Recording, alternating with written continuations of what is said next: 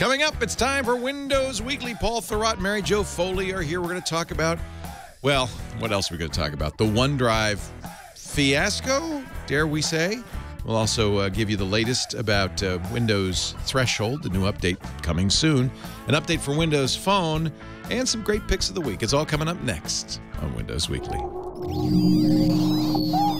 Netcasts you love. From people you trust. This is Twit. Bandwidth for Windows Weekly is provided by CacheFly at CACHEFLY.com. This is Windows Weekly with Paul Thurrott and Mary Jo Foley, episode 438, recorded November 4th, 2015.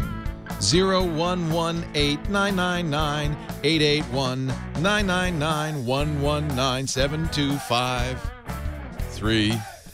Windows Weekly is brought to you by Prosper. Prosper is a peer-to-peer lending marketplace that connects people who are looking to borrow money with those who have money to lend. Visit prosper.com/windows to apply for a loan now. And by Audible.com. To download the free audiobook of your choice, go to audible.com/windows. And by lynda.com, the online learning platform with over 3,000 on-demand video courses to help you strengthen your business, technology, and creative skills. For a free 10-day trial, visit lynda.com/windows. That's LYNDA.com/windows. It's time for Windows Weekly, the show where we cover the latest news from Microsoft with the great Mary Jo Foley. You know how we know she's a Microsoft watcher? Her blog is all about Microsoft.com. Do you ever write about anything that's not Microsoft there? No. No. Then you're true to the name. True to the name. And Paul Thurrott, he's true to his name. He's at Thurrott.com. Gives you a little more leeway. Leo, it's an adopted name, so it's really one giant sham. What is Thurrott? Were you given this at Ellis Island when you tried to get in, or what? No, I was adopted by my stepdad when I was 3, so it's okay. French-Canadian. So what's your maiden name? McKiernan. Oh, you're a good Irish boy. Yeah. I like that. Now that explains a lot. That actually explains a lot. Yep. What is Thurrott? A French-Canadian. Canuck. You could be a Canuck. I'm a Canuck. You could be a Canuck. Sort of Canadian. Sort of Canadian. Sort of French. All right. I've been trying to keep it up and lively and upbeat and fun because now it gets serious. Paul gets pneumonia. I'm all choked up. Or is that TB? Yeah. What the hell, Microsoft? What the hell? Yep. Here I am, and by the way, I think You're talking, of course, about the Halo 5 multiplayer experience. Exactly. What a sham. Yep. No, I've been one of the people who's been selling it like crazy. And on the radio show, on this show, everywhere, you get unlimited storage on OneDrive. Yes, we know. In fact, you guys, did you know about this last week? Because you were kind of intimating that there was some kind of flam going on. We did not know. So OneDrive is no longer unlimited. Right. Well, I think what happened last week, though, is because last year, I think they announced they were doing this. Right. And here we are. It's November. It hasn't really happened yet for most people. We both regularly get emails from people saying, hey, I signed up for this. What's going on? I mean, Microsoft publicly had said that they would roll it out by the end of 2015. Yeah. And I think last week what we were just hinting at was not because we didn't know, but rather that, it's getting late in the year. I mean, it seems like we should be hearing about this soon. And, well, we heard about it. I went from a stunning, that's C. Where's my OneDrive storage? Because I think they said 10 terabytes the last time. Yeah, you're not going to see that on there. You need to go to the website to see it. All right. Yeah. What is it now? 1 terabyte. Well, right now, nothing's changed today. But what they've announced is that they are no longer moving to the unlimited storage. And that they're also reducing the amount of storage that people on the free plan are getting. Oh. And this is all kinds of terrible. I mean, there's, it's just bad news across the board. And so people who pay for OneDrive storage through Office 365 will be held to, and this is on the consumer side, we should say, we don't know what's happening to business. Right. It will be held to 1 terabyte of storage. And people who are on the freebie side, I think it's 5 gigabytes, right, that they're going to? Yeah. That's From not 15. bad. That's kind of commensurate with the industry standard. It's not bad, but it was more before, right? Yeah. And the thing, actually, the weird thing about OneDrive, if you go back and look this up, they've actually gone up and down on the storage before. This isn't the first time they've reduced it. So it's a little weird. It's a lot weird, I guess. Yeah. They say, and I don't know if is this credible, that it's because of abusers. Well, I think this is where Where maybe do we we can even help start out. with this? Yeah. So I obviously that has happened. I think anyone listening to the show would agree that Microsoft, as the world's biggest software company, could probably figured out a way to fix that particular problem. Well, Paul, right? you're an abuser. Yes, I am. You decided with OneDrive to upload all your music, right? What else have you? I did. Do you upload? How much is on all your my OneDrive? all my videos. All your videos. Yeah, let me look at it. I was just talking about this with Mary Jo, actually. Yeah. But you know what? Why shouldn't he? Because it was Right. unlimited. Well, right? but my point is going to be that even if you, as Paul has been, if you're aggressive, your own bandwidth limits mean that nothing. You can't store 50 terabytes on the cloud. In fact, you'd be hard pressed to get 50 terabytes. You'd be hard pressed to get to 10. I'm sure it's under 10. I am using more than a terabyte, but it's not much more. Yeah, right? exactly. I have, I mean, first of all, I have 20 years of document archives. But documents are small. Yeah, but there must be some videos in there, you know, and big PowerPoints and things. 280 gigabytes of documents. Actually, is that everything? Yeah, 280 gigabytes of documents. I have 6.5 gigabytes of music. There's a picture folder, and then there's Wait a a minute, 6.5 gigs of music. Okay, that's not unusual. That's good. There's probably a lot of duplication in there, by the way. But you know, cares? whatever. It's unlimited. It's a lump, right? Photos is about altogether. It's about 172 gigabytes ish, and that is 130 gigabytes of like photo and, by the way, home movie archives, right? Right. Which some are scans from photos from literally 45 years ago or whatever. And then my SkyDrive camera roll folder, which of course is the phone camera backups, is about 42 gigabytes. And then, so actually for me, it's interesting. Like documents is actually the biggest folder. The second biggest though is videos, and these are DVD rips. I mean, these are things that are questionable. I mean, I actually do have all my DVDs in the cellar, and the truth is, I'm probably never going to watch any of these videos. But like I said, it was unlimited. So it's about 275 gigabytes. And so if you add that all together, it's just barely a little more than a terabyte. Yeah. Terabyte. I have like a few 100 gigabytes, and I'm looking, and it does say it never got to me more than 10 terabytes available. For most people, 10 terabytes would be unlimited. I mean, I don't. For most people, I think 1 terabyte would probably be. You'd be hard pressed. Yeah. You get little bonuses. I'm at 30 gigs for everything. 30 gigs. Interesting. And part of that is not that you don't have more. You might have more, but it's just not practical to upload more than that because you'd be uploading for months. I mean, I did take some time to upload this stuff. The truth is, before any of this happened, remember I was talking about Dropbox earlier this year. And one of the reasons was, as we moved to Windows 10, OneDrive became less easy to access on the PC because you don't have the placeholders. So you can only sync some folders. So you don't see all of your files, for one thing, from File Explorer. That makes it a lot less usable to me. But it also became a lot more unreliable. I get OneDrive sync errors fairly regularly in Windows 10.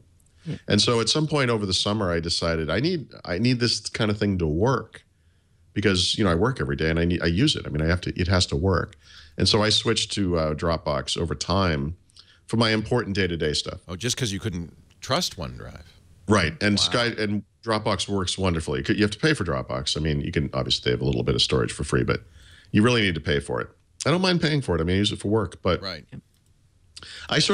have been treating, let's say 4 months or so now, I've been treating OneDrive as sort of archive, right?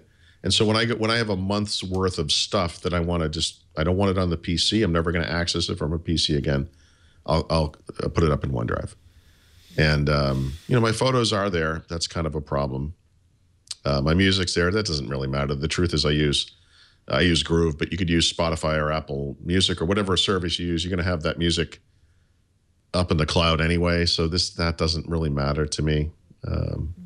I don't know that I've ever watched the video. Doesn't affect Groove, right?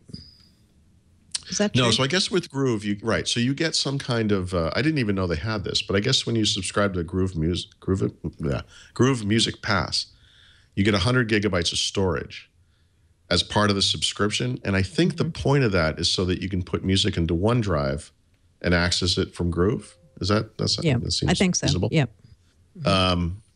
So no, that doesn't go away. There are different bonuses. There were Bing bonuses. There was a camera roll bonus, which they're not going to offer going forward, I guess. Loyalty bonus, I don't even know where that came from. I have 2 enthusiast bonuses, whatever. I don't know where they came from. Those on the order of 100 gigabytes? Or? Yep. And I mean, obviously the big one is the Office 360. That's Office where you got unlimited, was by Office 365. And today it's 10-something gigs, right? And tomorrow it will be 1 gig, right? And so that will be a big difference, I guess. But honestly, even with my fairly massive collection of files, 1 terabyte's working out for me. Yeah. So this started with my contention that on the face of it, this abusers thing is, this is what the cable companies use as an advertising ploy, bandwidth hogs. It's what the cell phone companies use to justify their bandwidth limits. I don't doubt that they're out there. I'm sure there are. I think those people exist. Yes. But come on, is it what? So. Yeah. So is that really the reason? What's the reason for this? What's the real reason? That's not. I don't think that's the reason. I don't either. It's not the reason. I think we can categorically say that is not the reason. The reason is because Mick Jagger said, "Hey, you get off of my cloud." I don't know. Nice. That's they got him for Windows 95. They should get him for this. Yeah. The new OneDrive ad. It'll be the new commercial. It's not all of your stuff. It's not all in one place. It's not all of your videos. To the cloud. Oh, never mind. Right. So I'll tell you what I thought when I first read this. Yeah. And the very first thing I thought was, okay, the reason they're doing this is because OneDrive is making no money. Yep. And I think that is the reason. That is absolutely the reason. Right. They were giving away all this storage. Amy Hood, who's the CFO of Microsoft, looked at it one day and said, wait, how are we making money on OneDrive? We're not. But how much could it be costing them? It probably doesn't cost them a lot. Well, I don't think so. No, it's a lot. I mean, they have a lot of capacity, right? Because of all the data centers they have all over the world. Hard drives are cheap. No, but it's more complex than that. It's not enough to have a copy of people's data on a hard drive. You need to replicate it. You need to replicate it locally, and you need to replicate it in a geodiverse way so that if there's a earthquake or something. But I got to point out, Google's doing this. Well, actually, Google's not doing this.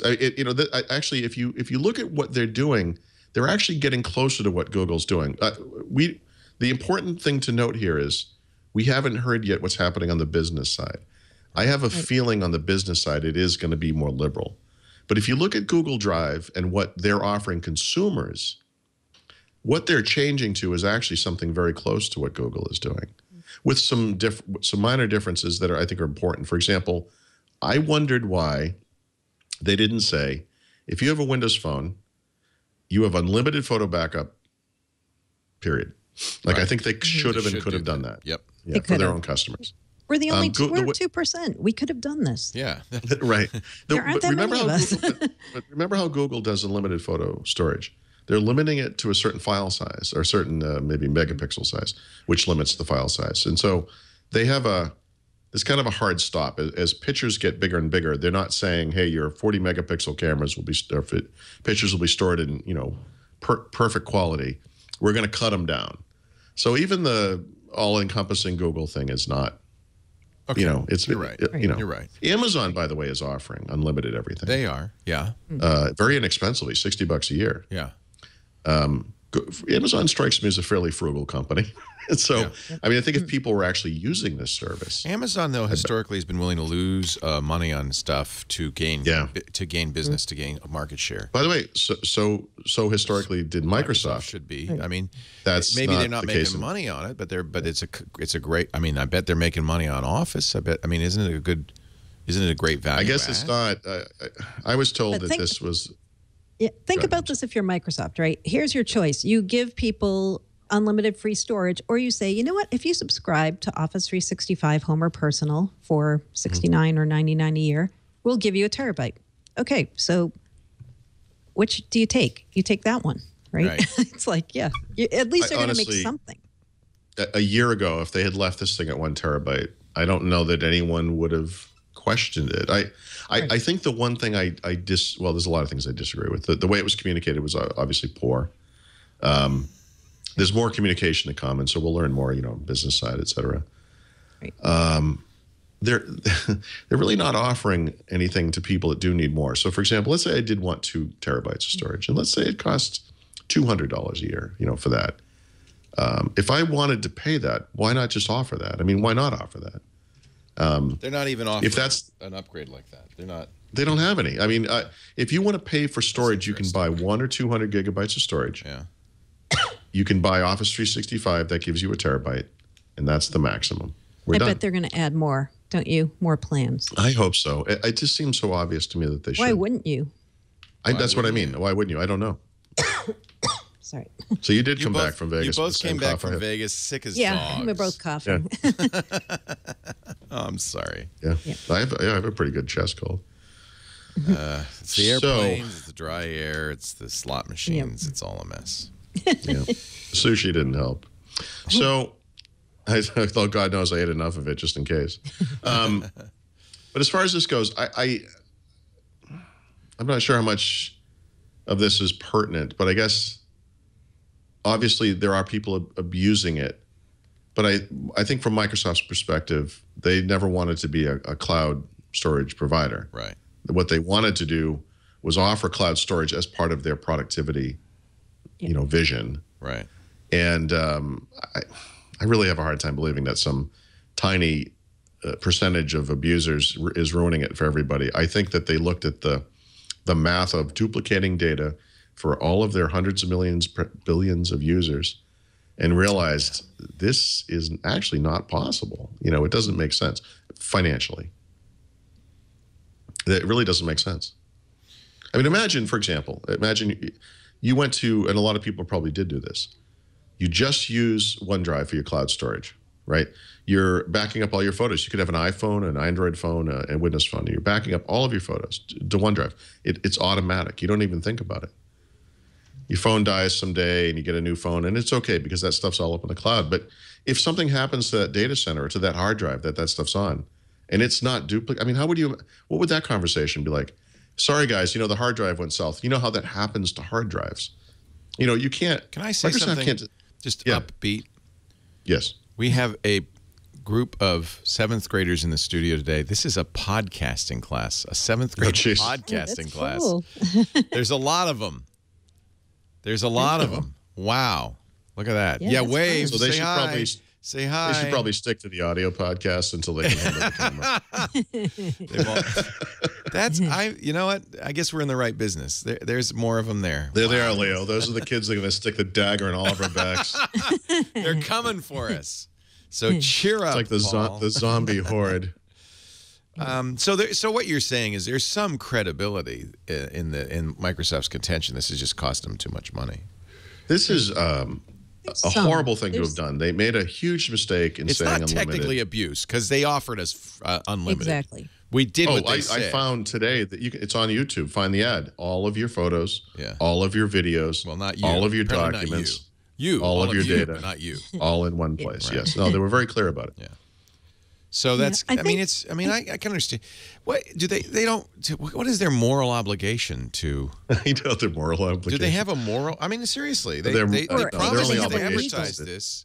They have a legal. Do they have a legal obligation? Is the question, right? So, the answer is no, right? Because somebody asked me today. Somewhere in the fine print it says, "Is there a class action law?" Right, exactly. Microsoft has the right to change this deal at any time. At any. That's why I asked, because I obviously don't have a moral obligation, a legal obligation, but don't they have a moral Their legal obligation is to shareholders, and they're doing the right thing for shareholders right here. Unfortunately, it's just that it was bad timing. My understanding is that the story was going to break, and Microsoft wanted to be the ones to communicate it. They had to bring it together very quickly. Yeah. it was just bad timing. I mean, I woke up the morning yesterday, I guess it seems like 2 days ago or whatever, and it was like, what is this? Like what? And obviously what they would prefer to do is control the message. They would prefer to brief people ahead of time, because they're trying to sell. They should and would try to sell why this is a good thing, and here are the positive aspects, or here's why we had to do it, whatever it was. And they really didn't have a chance to make that come together, and it's too bad, because not that people wouldn't have been upset anyway, but just the way it happened was pretty bad. Right. Yeah, I don't think there is a way they could have put a good face on it. There is no way you could say this was positive for anybody, except Microsoft, right? Maybe it'll be positive for Microsoft. But I think what really irked a lot of people, and if you go on their blog post now, there's thousands of comments just screaming. And on User Voice, I think they're up to 20,000 complaints or asking Microsoft to bring the storage back. They're not going to. I'm like 99% sure they are not going to do this. What's look at the headline of this blog. This is what got people incensed. Storage plans change in pursuit of productivity and collaboration is the title. Yikes. Well, you understand how. All right, but based on what I just said, right? You can see how that They should have explained what that was, which is we decided we don't want to be in the bulk backup business. Right. Yeah. Sorry. No sorries in here, right? They call it extreme backup, Yeah. There are people who were probably like, in other words, you might have a home server and it's storing backups for all the PCs in your house. Right. And they're putting that in OneDrive, that kind of thing. Multiple gigabytes of data per machine. Right. Terabytes. I mean, it could be terabytes. Yeah. I think they could have taken the sting out of this by saying people who already had X amount of storage, you're grandfathered in. Yeah. And now going forward, we're going to start shutting the door on this because we don't want to be in the bulk backup business. There's a lot of weird things going on here. So, for example, let's say you were just using the free storage. In other words, you're paying Microsoft nothing. You don't have Office 365. You're not paying for additional storage. You used to get 15 gigabytes of data. And used to get 15, toward your camera roll, whatever. Now you get 5 gigabytes of data. Now they're throwing these guys a bone for some reason, which is hilarious when you think about it, because they never paid anything. And they're saying, if you fall into this category, we're going to give you a free 1-year subscription to Office 365 Personal. It's a $70 value. It gives you a terabyte of storage for the next year, and you're free to use that.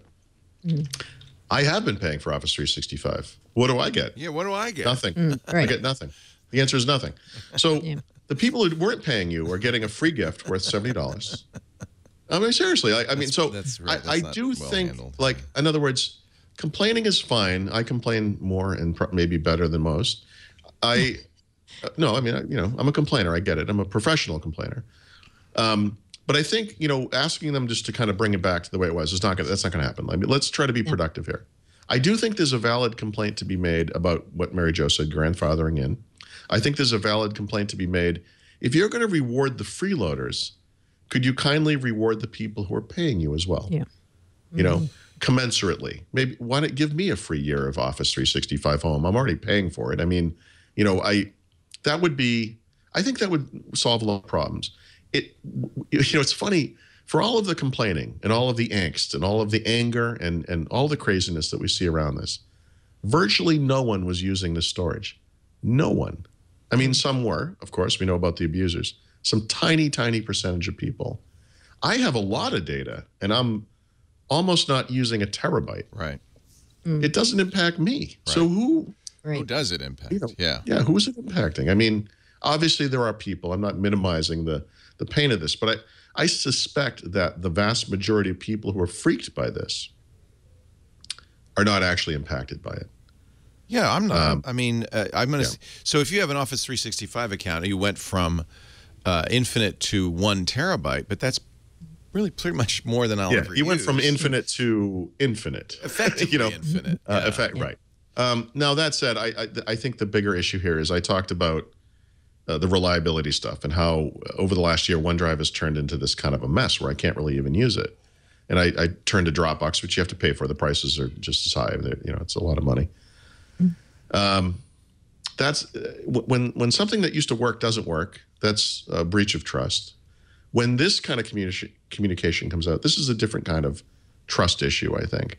And the problem with this is we're in a time now where Microsoft is canceling stuff, right? We're fearful for the future of Windows Phone. Media Center is gone. Zune is gone. I mean, at some point, this becomes a kind of a broader trust issue for Microsoft's customers. And, when you can kind of say pragmatically as a business, it makes a lot of sense for you to be aggressive about cutting businesses that don't make money. But when you're a user that relies on those services and you're paying for other Microsoft products that do make a lot of money for Microsoft, it's kind of understandable that there's a kind of a heterogeneous thing going on here where, these things all feed each other and they all work well together. OneDrive is maybe the perfect example of that. And I think they've overstepped a bit. People, like I said, Windows Phone users in particular, should just have unlimited photo backup. I see no reason for them not to. Anyone who has chosen OneDrive for photo backup over the past year should be able to keep that storage and have more for their future photos. I don't understand why they would not do that. This is how you get people into your ecosystem. If you're a OneDrive user, you've got one step in the door. Why would you cut those people off? That's too bad. Yeah. The part that worries me is if you look at other Microsoft services that are maybe not making that much money, what's going to happen with Skype next? Mm-hmm. Right? Ooh, that bothers me. I have no tips saying anything is going to happen with Skype, but it makes you think because you're like, so Skype for Business makes money, just like OneDrive for Business makes money. But what about Skype Consumer, right? It's free. It's the same kind of product. It's the same kind of thing. It's kind of an infrastructure service. It's integrated with everything else that they do. Those other products like Office make money. The product itself directly maybe does not. So what's the line? Like storage we can cut storage down to nothing. I mean, what happens? Right? That's a fair point. Yeah.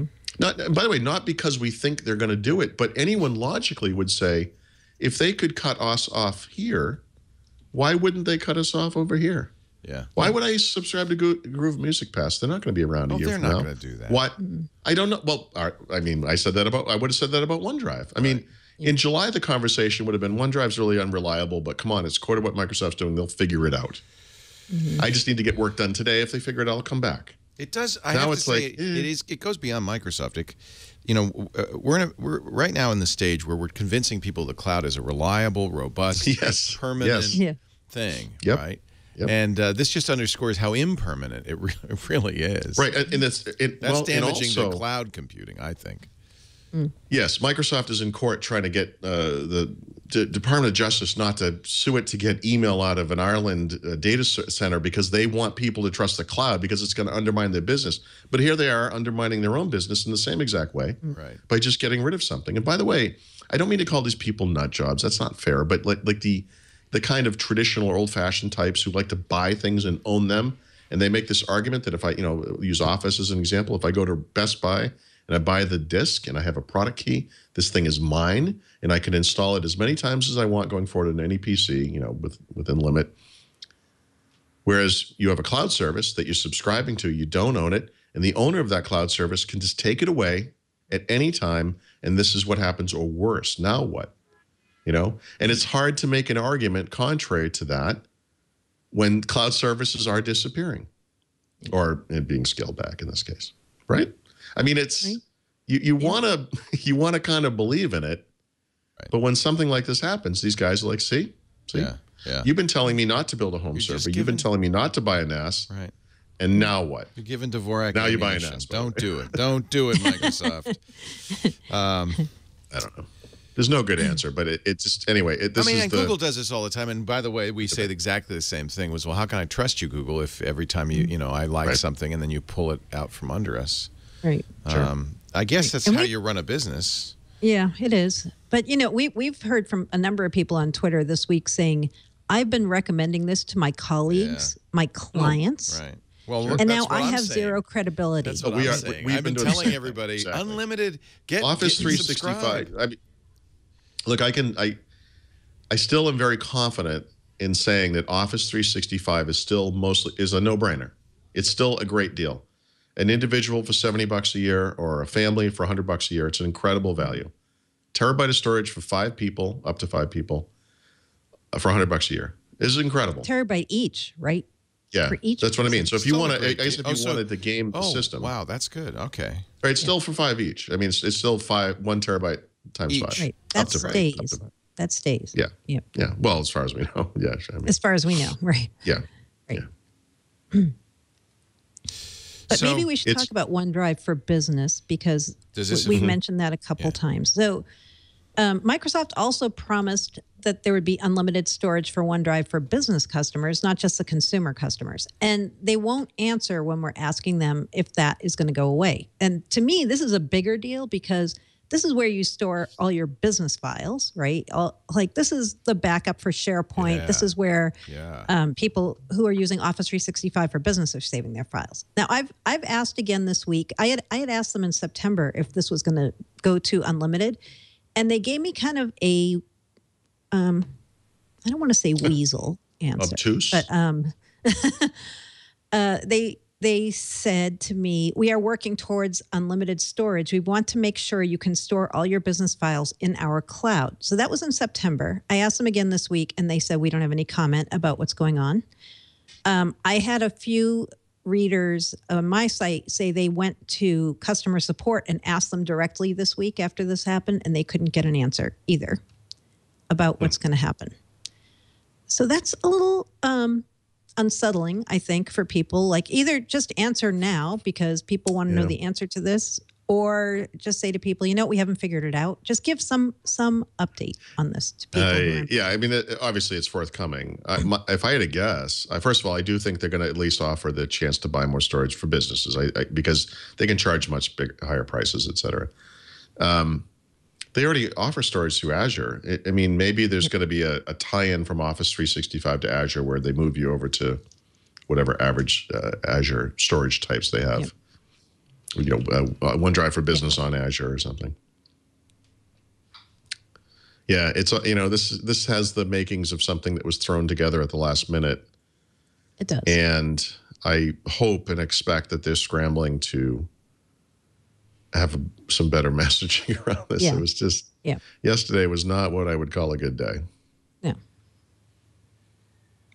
But again, going back to our point about is it making money? I think OneDrive for Business is making money. I think this is why Microsoft's going to really put a lot of support behind this. If I were to guess, I would guess they are going to go to unlimited or make it very possible to go to unlimited with the business side. And you might pay more or pay some additional fee. I mean, you already pay, right, for what you get there. But I just wish they'd remember give us something. Office 365 for business is so much more expensive than for consumer. Right.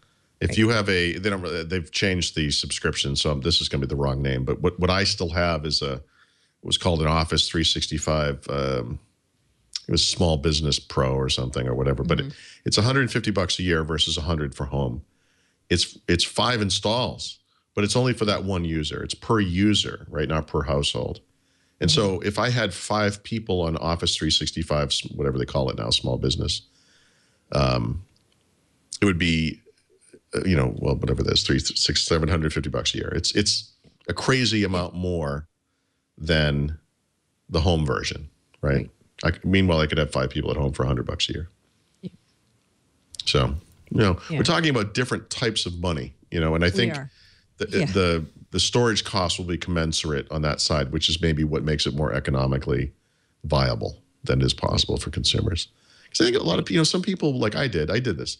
I dumped 200 and whatever it was, let's say 270 gigabytes worth of videos up in the cloud because I could. I have never once watched any of those videos from the cloud. Yeah, that's kind of the real issue, right? Is that they're just sitting there. Yeah, maybe in some ways Microsoft right now is deleting them because I have said this. They're kind of offended, like, well, golly, Paul. No, but here's why. I used to have these things on a Windows server, the home server of some kind. It was actually a small business. A Windows Essentials server at last count, and multiple hard drives all over the place. Cloud backup to a third-party service. Now, I want to get off of this kind of complex system. And so I have a NAS, and I can put them on the NAS, and they can be replicated drive to drive on the NAS, but they're videos, so like, you know, who really cares? When OneDrive comes along and offers this capability, well, there's my offsite backup for this thing. I don't have to think about it. Yeah. The point of that backup is my NAS goes south one day, and I have to replace it. And if I can't get those files back, because remember, it's not just videos, it's everything else too, right? That I can get it back from OneDrive slowly, but I can get it back. It was offsite backup. That's all it is. Yeah. Yeah. And, you know, that's not the game that Microsoft wanted to play. They want you to use that for your day-to-day stuff.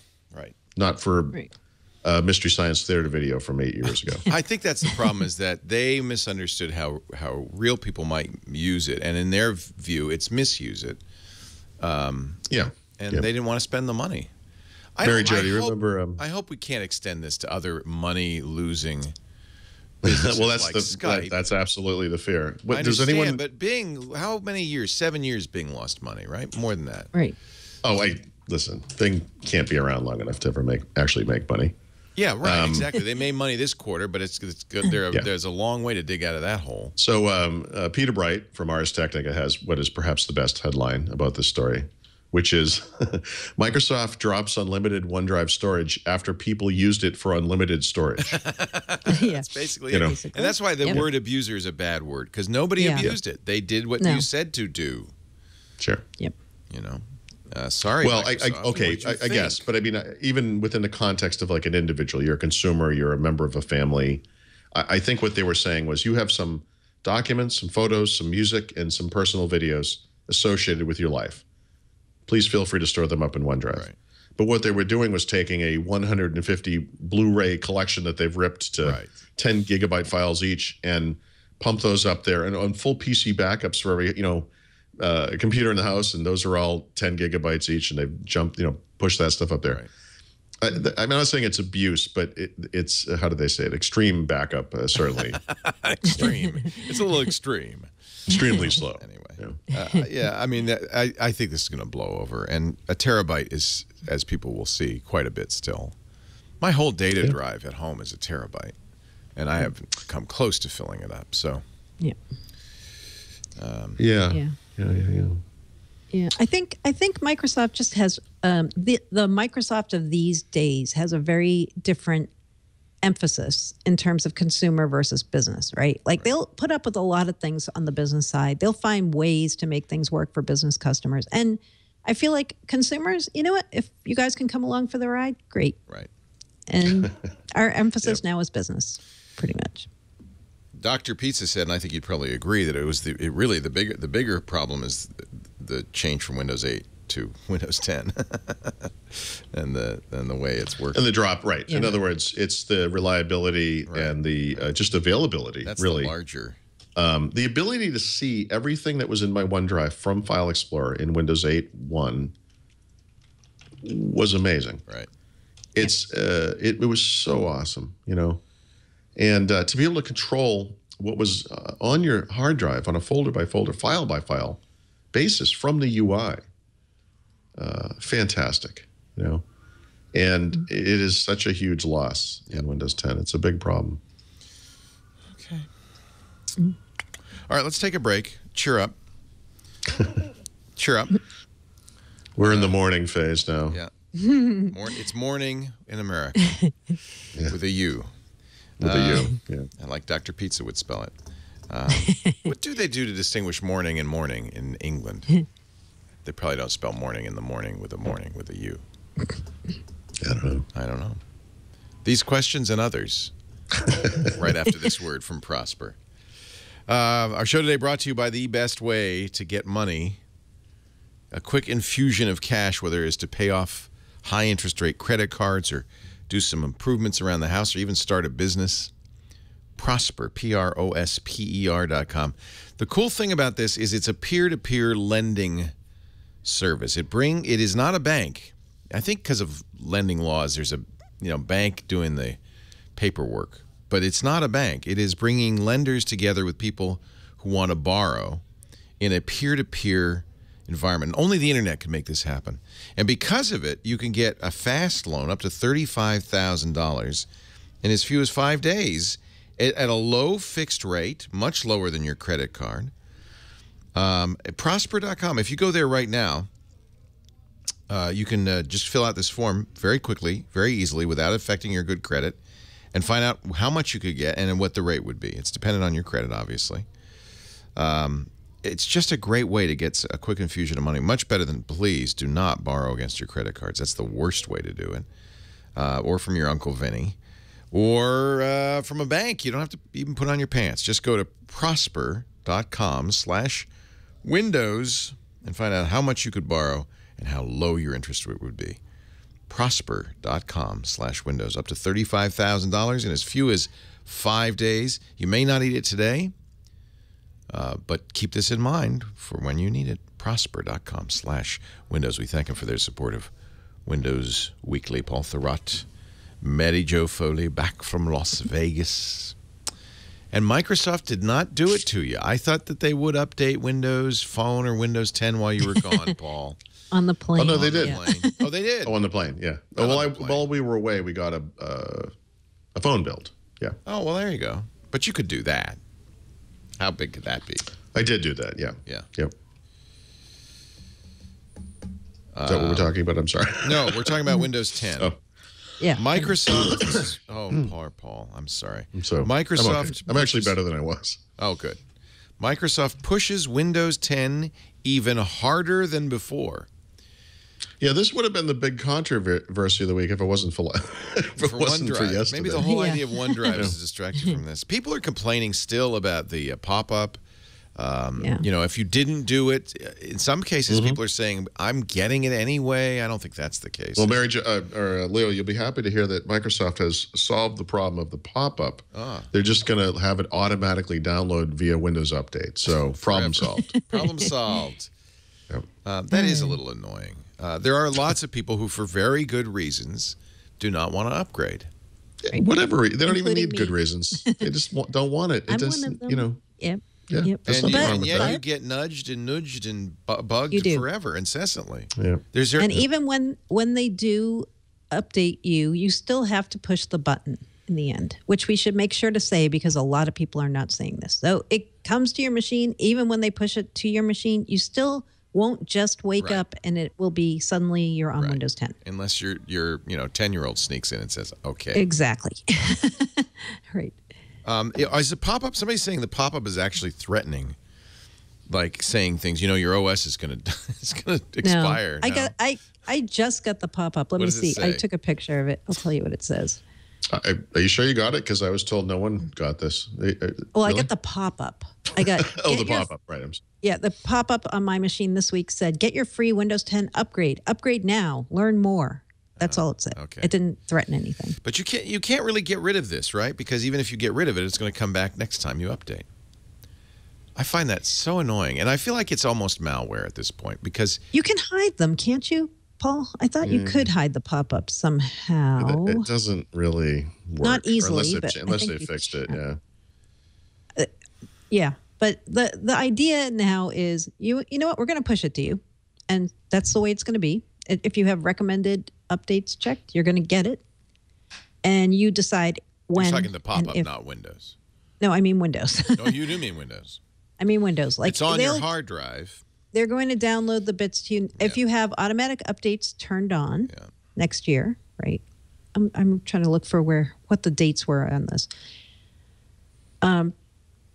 Yeah, for users with automatic updates enabled, if you have recommended on, the upgrade will actually initiate on your device. Yep. But not critical. Recommended.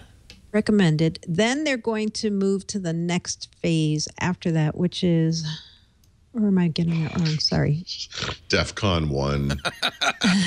No, optional will be first, right? So if you have optional updates checked when you have automatic updates on and you're a Windows 7 or 8 user, that will start coming to you soon. Then early next year is when the recommended thing happens.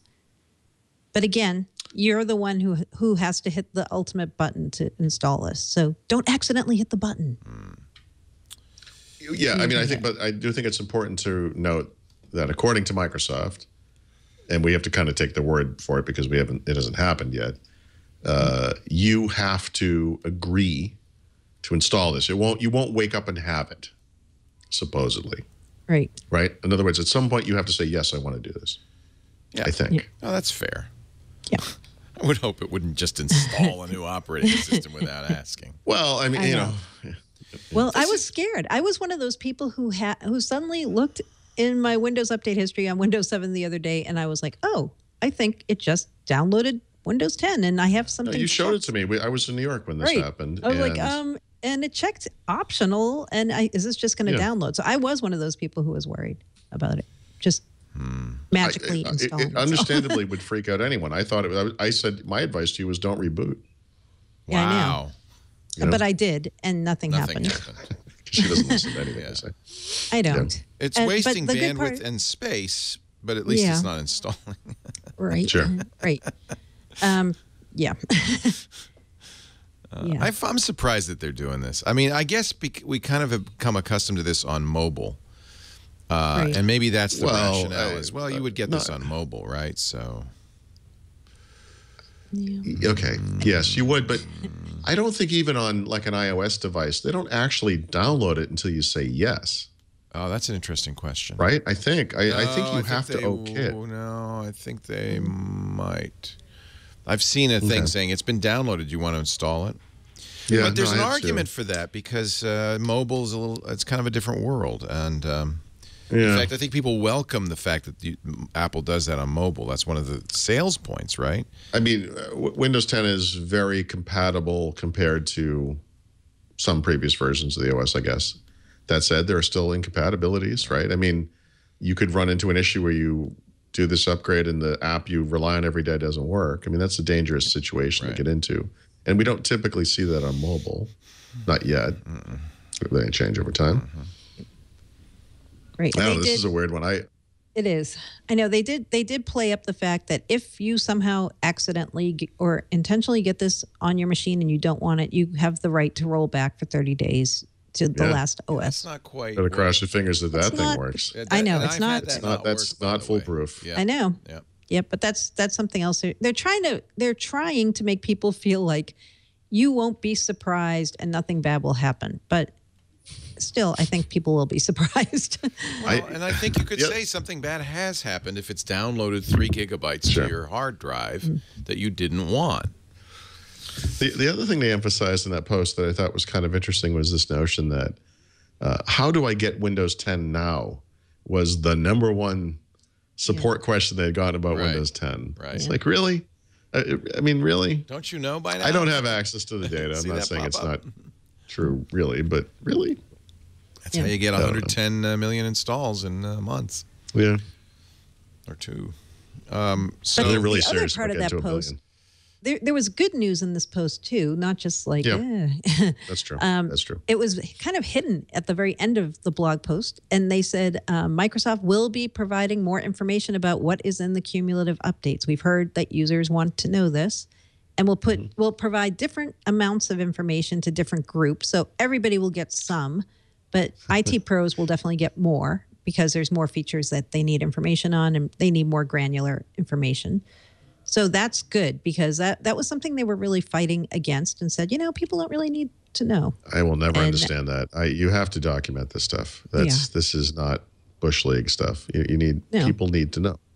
Plus, I mean, you want people to be excited about certain things in the updates that are good features to be getting, and they don't even know they're getting them. It's suddenly like, oh, I got that. I didn't know. Yeah. Right. We are now at 576. I just checked and I'm on 565 still.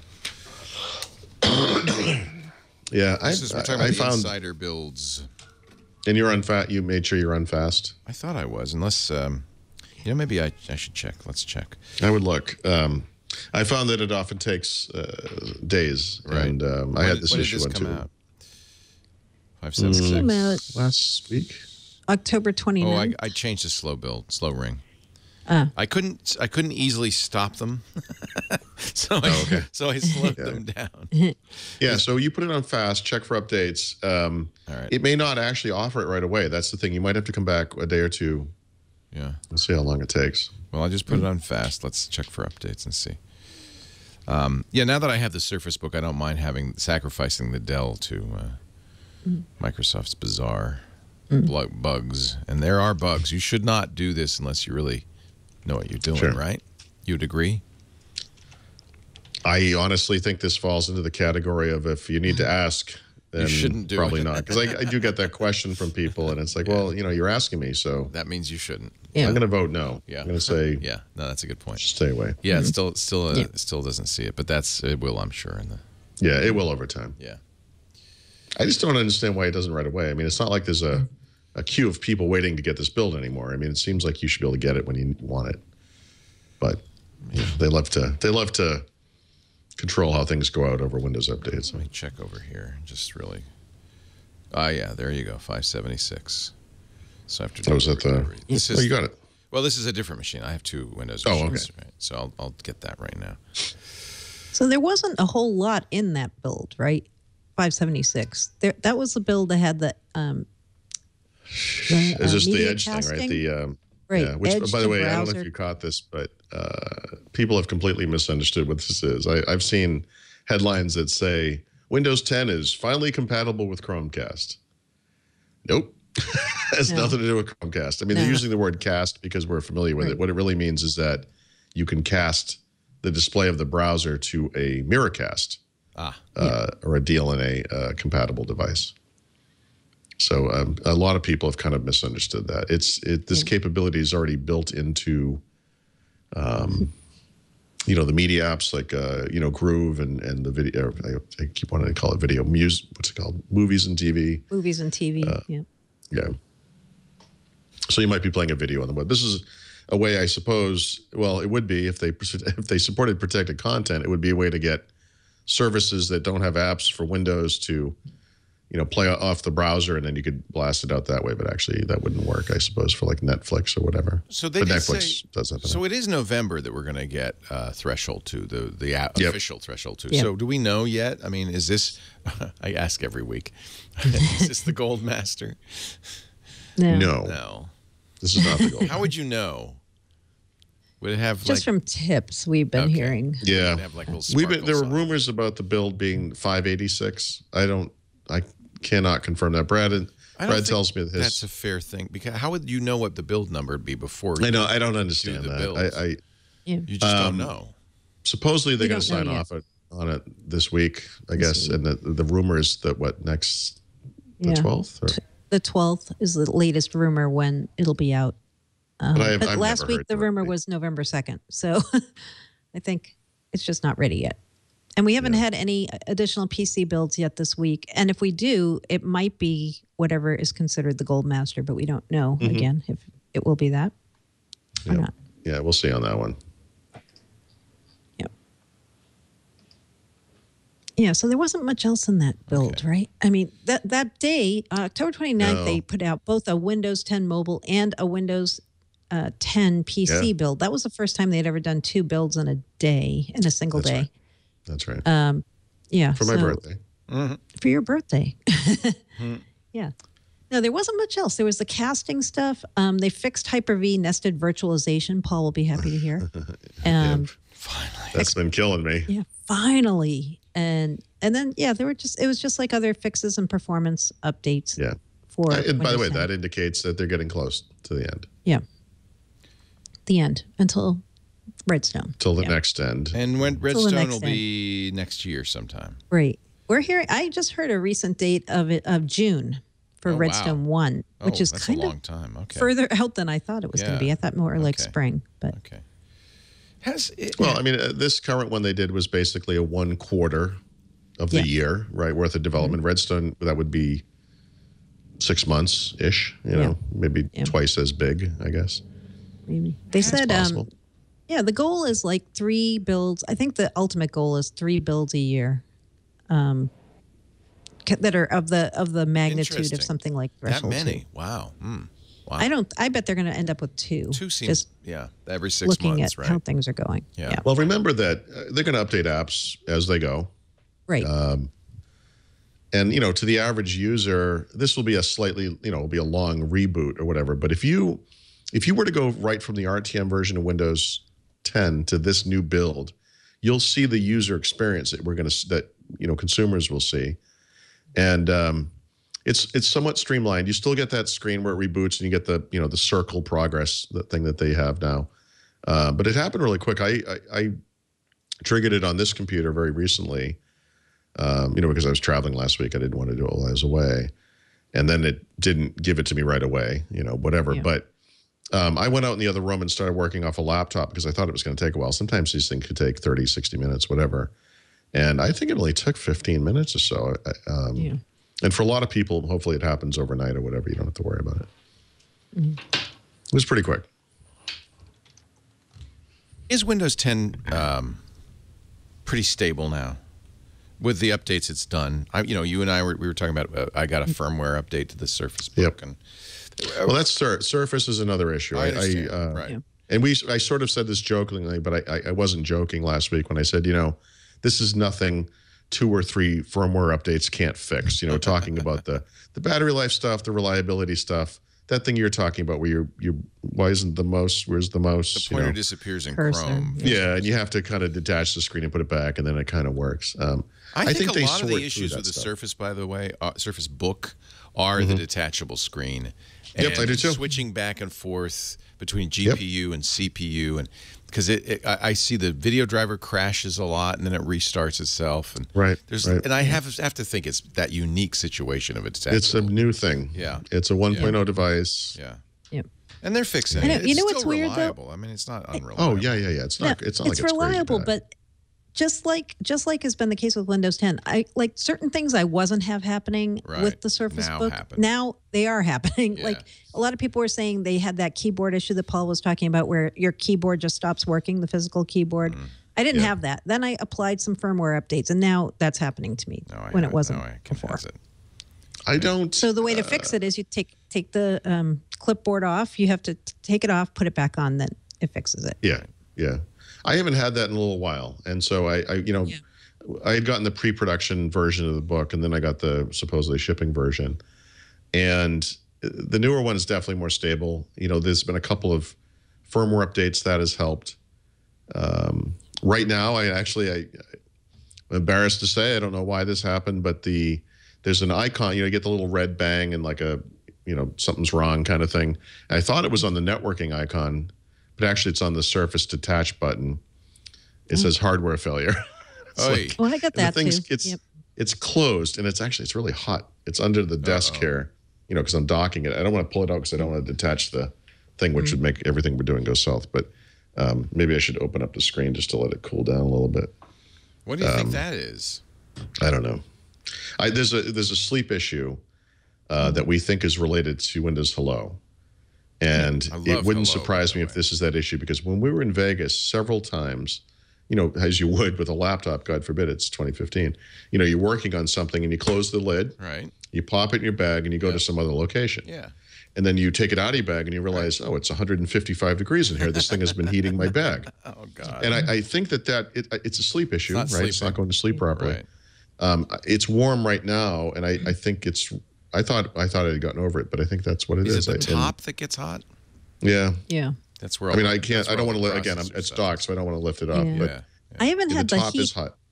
I haven't had the heat thing, but I'm having weird problems with Hello. I definitely think it's draining my battery. And then I believe it or not, everybody talks about how easy it is for them to be recognized by Hello. I couldn't get it to recognize me. Did you do with glasses and without glasses? Tried both. Yeah. Yep. Well, you know what? On a laptop in particular, it has to do with the angle the screen was at the first time you did it. Does it? Because I found, I first time I configured it, I was laying down on the couch. Yeah, no, with it in front of me. Bad idea. And so what I found was I had to kind of, go down, and then it was, oh, there you are. Yeah. Hello. So that you got to. Yeah. I thought it was because my hair was a mess. I didn't know. I was This is it's not you. Hello is the face recognition when it works, it's great because it just goes, oh, hi, Leo. It is and the great. whole thing It works unlocks really well. and you're in the desktop. And I think it's reliable. It seems to work better at night for me, which is really strange. So I should just retrain it. We should just retrain it, right? Right. You don't have to delete the old one. You just need to do more. Yeah, I did more, and it's recognizing me now. But I just feel like, I could enter the PIN just as fast as it unlocks. You know what bugs me? You should experiment with getting rid of it and seeing if that fixes your sleep issue. Yeah, I should. You know what bugs me? if it doesn't recognize me, I know I want to use the PIN. Every time I have to choose login option.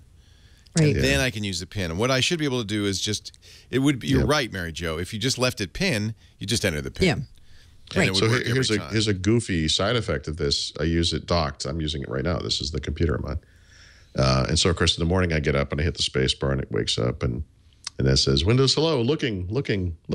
Yeah. It can't see me because the webcam that's on top of my computer is not a Windows hello camera. Right. The Windows hello camera is closed. It's inside the lid. So, but it at least is sophisticated then, because when you hit the bar to, bring the screen, the lock screen up, it actually just presents you with the PIN code. So you can enter it and go. Okay. So at least it's smart there. Yeah. It's a shame, though, when you have something cool like that, the truth is the fastest thing would be to disable it. Yeah. Well, especially if you're going to sit there going, oh, hello. Hello. It's like, and that's, of course, every time you try to demo 1, 2, 3, 4, I'm in. It works fine when no one's around. The minute you want to show somebody, it's like, well, no, really, this works. It usually works great. Like, that's a great feature. I think I'll spend $2,500 on a new laptop. Yeah. Yep. It usually works pretty great. It's pretty good. When it works, it's so exciting and cool that you go, I'm going to keep using this because it's just great. I mean, that's how it should work. If anything, it's too fast. Sometimes you're like, geez, it's instant. Yeah. Did I forget to set a PIN? What is it? Right. Whoa. I'm already in. Yep. Okay. Anything else? Has anything gone right this week? Do we have any good news in here? What a week this has been. Let's. We should talk about the Windows 7 pre-install thing. What's that? The Windows 7 pre-install thing. Oh, yes. So this week, Microsoft quietly updated their lifecycle fact sheet, which is where you can see how long older versions of Windows are supported. Yeah. So there was one date missing until this week, which was how long will OEMs be able to get new PCs with Windows 7 pre-installed? And now we know it's until October 31st next year. They did this last year with that Halloween was the cutoff. Yeah, that was for a different thing. That. It was, I think, Trick or treat. Yeah, right. Right. That was Home Basic and Home Premium and Ultimate being preloaded. And this year, it's Windows 7 Professional. So if you're a business and you want a new PC with Windows 7 Pro preloaded, you should probably get it within the next year, because after that, it's whatever's left in the inventory. What happens after that? You have to go black market, like buy a thing on the street of China. Go to Newegg like a normal person. No, you can. Yeah. So after that date, either you go to your usual place where you get your PCs, and they might have some inventory with Windows 7 already on there, or you have downgrade rights if you're a business, and you can buy a Windows 10 PC and downgrade to 7 if you really want to be on 7. You think of the Dells and HPs of the world are going to stock up on Windows 7 licenses just so they can? I bet they do. I think they totally do. It's not as pressing as it would have been before Windows 8 came out, right? I mean, I do think there's a general consensus that this is a much better upgrade than Windows 8. I really have to say, I love Windows 10. It's got it defaults to desktop. Even with the tablet mode, it doesn't do it unless you say, okay, now you can start asking me. It's the start I love it. menu By the way, it's a nice start menu. I love it. Yeah. I like it too. I like it. But like I've said to Paul last week when I was talking about our conversation with Terry Myerson, he said to me, why aren't you upgrading all your machines to Windows 10? And I said, I have an older desktop. Right. It works just fine with Windows 7. I'm going to replace it some point in the near term. I don't live in the bubble. So I don't want to put Windows 10 on it. It works. I know this is a shocking concept, but most people don't fix things that aren't broken. Right. That's me. Right. I know. And I think with Windows, we've been trained because, well, for a variety of reasons, it doesn't really matter why, but that you get Windows with a computer. Yeah. I don't think most people ever really considered upgrading ever. I mean, most normal people, it just never was a thing. Like this computer has this thing on it, and I get this other computer, and it has this other newer versions of Windows, and I never think about making them the same. I just use each one of them, and it's fine. Mm-hmm. I think that's how most people do it. I think so. So it's not unreasonable that people have computers out in the world and they're running whatever version of Windows. Well, unless they're running Windows 8, in which case, you should probably get on the upgrade. What's wrong with you? No, plus, if you have peripherals that are older, like I have an older printer, I'm like, I don't know if there's a driver. I could go look, obviously, but most people are just you can roll back for 31 days. What's your worry? I could print everything for 31 days and then Please read my PC recovery guide before you do anything like that. Yes, before I do anything rash. But most people don't do that either, right? Why would they? They're normal. So nope. you got to be careful about this kind of thing. I refer, you'll be glad to know, everybody to your blog. On the radio show, I always get people saying, how do I do a clean install on Windows 10? Sure. And I just... Carefully, Leo. Well, I say I don't know, but ask Paul. Ask Paul Thurrott. He'll know. He's the king. I'm happy with Windows 10, and I think most I love Windows 10, and this is the thing. Lately, especially because there's been a lot of bad news. This OneDrive stuff today is terrible news. I'm not particularly happy with the way they're shoveling Windows 10 at people. I think the thing is so great it stands on its own. Why do you have to do that? Right. But for all the kind of negativity, which is just born by circumstance, Windows 10 is awesome. I love Windows 10. I really don't have any major issues with Windows 10. And by the way, you recall the first couple of months it was out, never-ending cascade of FUD stories about all these privacy violations and blah, blah, blah. And I looked at all of it, and honestly, all the stuff that people were complaining about for the most part was complete baloney. And there were a couple of things that I would change in the default settings of Windows 10, but nothing major. And I feel like they handled, Microsoft set things up pretty well for the most part. I don't really see any big issues there. And so that Windows 10 is so good is what makes some of this other stuff so hard to swallow. Right. They should be firing on all cylinders right now. And it's too bad that these other circumstances around Windows 10 are kind of muddying the message here, because Windows 10 is great. I had trouble with it. You remember I had some stability issues with it because I felt like it was stable. Then I get a cumulative update. Then something was broken. Then mail was this and that. And I feel like that's evened out a lot in recent weeks. I feel like now I can depend on it. Everything's good. Like the mail app has gotten significantly better. Oh, way better. Way, way better. I kind of stayed away from it because I didn't... it's doing pretty well. I'm having very few issues with the mail app. Do you use this every day? Is this your mail app? I do. When I'm using Windows 10. Yep. Yeah. Nice. Is this my beautiful mail app? It actually is pretty. I've been using Thunderbird. Thunderbird. Yeah. It's ugly, but it's powerful. Yeah, I don't like the way it looks. Yeah, it's really ugly. Yeah. It's old fashioned, but it really has that Communicator 1998 look to it. Yeah, well, for good reason. But yeah, okay. Is Windows 10 finished? Somebody in the chat room said it's not finished. Dallas, it's never going to be finished. Never. No. That's the beauty of Windows 10. It's a service. It's Windows as a service. I think by finished, though, Dallas is meaning like finished, like done, like polished. Oh. Polished. Like usable finished. Yeah, right. And it is. Yes. And we talked about how they moved the schedule, and originally this thing, which was due in October, now November, a TH2 fall update, whatever they're calling it, was kind of like the real Windows. It was the Service Pack 1, right? It's the thing we're always looking for in the Windows world. I do think it meets that bar. And we'll see where they take it from here, but I do think it's in a good space right now. Yeah, good. Yeah, I mean, I thought it was okay. It was fine when they shipped it in July, honestly. It's just that there were certain components that weren't there. The Edge browser, still a big problem. The mail app that you were talking about was a problem.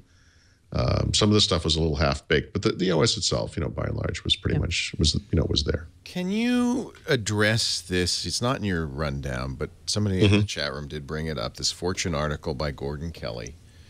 Microsoft admits... yes, Windows 10 automatic spying cannot be blocked. That's awesome. Well, first, who wrote that? First we should say, this comes from friends PC don't World. Let friends read Gordon Kelly. Yeah, that's our rule. There you go. That's incredible. So let's go to Blair Hanley Frank. Okay, what was his headline? Go back to the top there. I just want to see what he wrote. The headline: Windows. No, the second article. Hanley. This is Microsoft doesn't see Windows 10 mandatory data collection as a privacy risk. Telemetry data. It's merely telemetry data. That's what Joe. Before he left, on his way out the door. Actually, I don't think he's gone yet, right? Isn't he waiting for a TH2 to ship? Yeah, he is. Yeah, so he's that's waiting. what he told Blair Hanley Frank at IDG earlier this week, or actually more like a week and a half ago. So here's the deal. Address this issue. Yeah. I just, instead of, let me speak to it generally, because this is, I think this goes back to a year ago. Remember, Mary Jo and I were out in, actually, I'm sorry, it would have been January. We were out in Redmond. And we were being shuttled between buildings because we were going to record Windows Weekly. And we asked the PR handler, did he just say that he's going to, he being Terry Myerson, that Microsoft is going to require users to allow Microsoft to keep the system up to date. And the answer was yes, and they had a plan for it and all that kind of stuff. And at the time, I think a lot of people kind of commingled it with the free upgrade. You know, Windows 10 will be free. And as a result of this freeness, you're going to pay this little bit of a price, which is you're going to allow Microsoft to get their tendrils into the system and keep it up to date. Now, that's not actually the case, right? They're doing this for everybody. If you get Windows 10. I love these kind of a little bit 1984-ish messages you get. So by the way, this message is what I was talking about. This has changed. This is the new, what you're going to see with the fall update. This is a new files are exactly where you left them. Yeah, because in other words, you're rebooting and it's taking a long time. What's going on? Are you erasing my hard drive? Well, no, they're saying, look, I think it's well done, to be honest, because they say, look, everything's fine. It's reassuring. There are new features that you can be excited about, and all of your stuff will still be there. I think it's the right thing to say. It's good. Yeah. With Windows 10, Mary Jo said it earlier, it's Windows as a service. Yeah. This is a new world. When you accept this upgrade, you're accepting a new way of doing things. And they're going to enforce it in different ways. For home users, they're just enforcing it, period. For business users, you know, depending on the system you're on, you get a slightly different amount of leeway. But this is the fundamental change in Windows. They're making it more like a mobile OS. If you're not keeping your system up to date, you're hurting the rest of us. Right. You know, you don't get to play in the playground. You have to agree to this. Right. And a lot of people are going to go down kicking and screaming. Yeah, no, I don't either. And to call this a privacy issue is overstating it, because you have very strict rules about this kind of stuff for some vague reason that really has nothing to do with privacy. It's just kind of a worldview thing. This is not about, what secret addresses does he have in his contact list? That's not telemetry data. Right.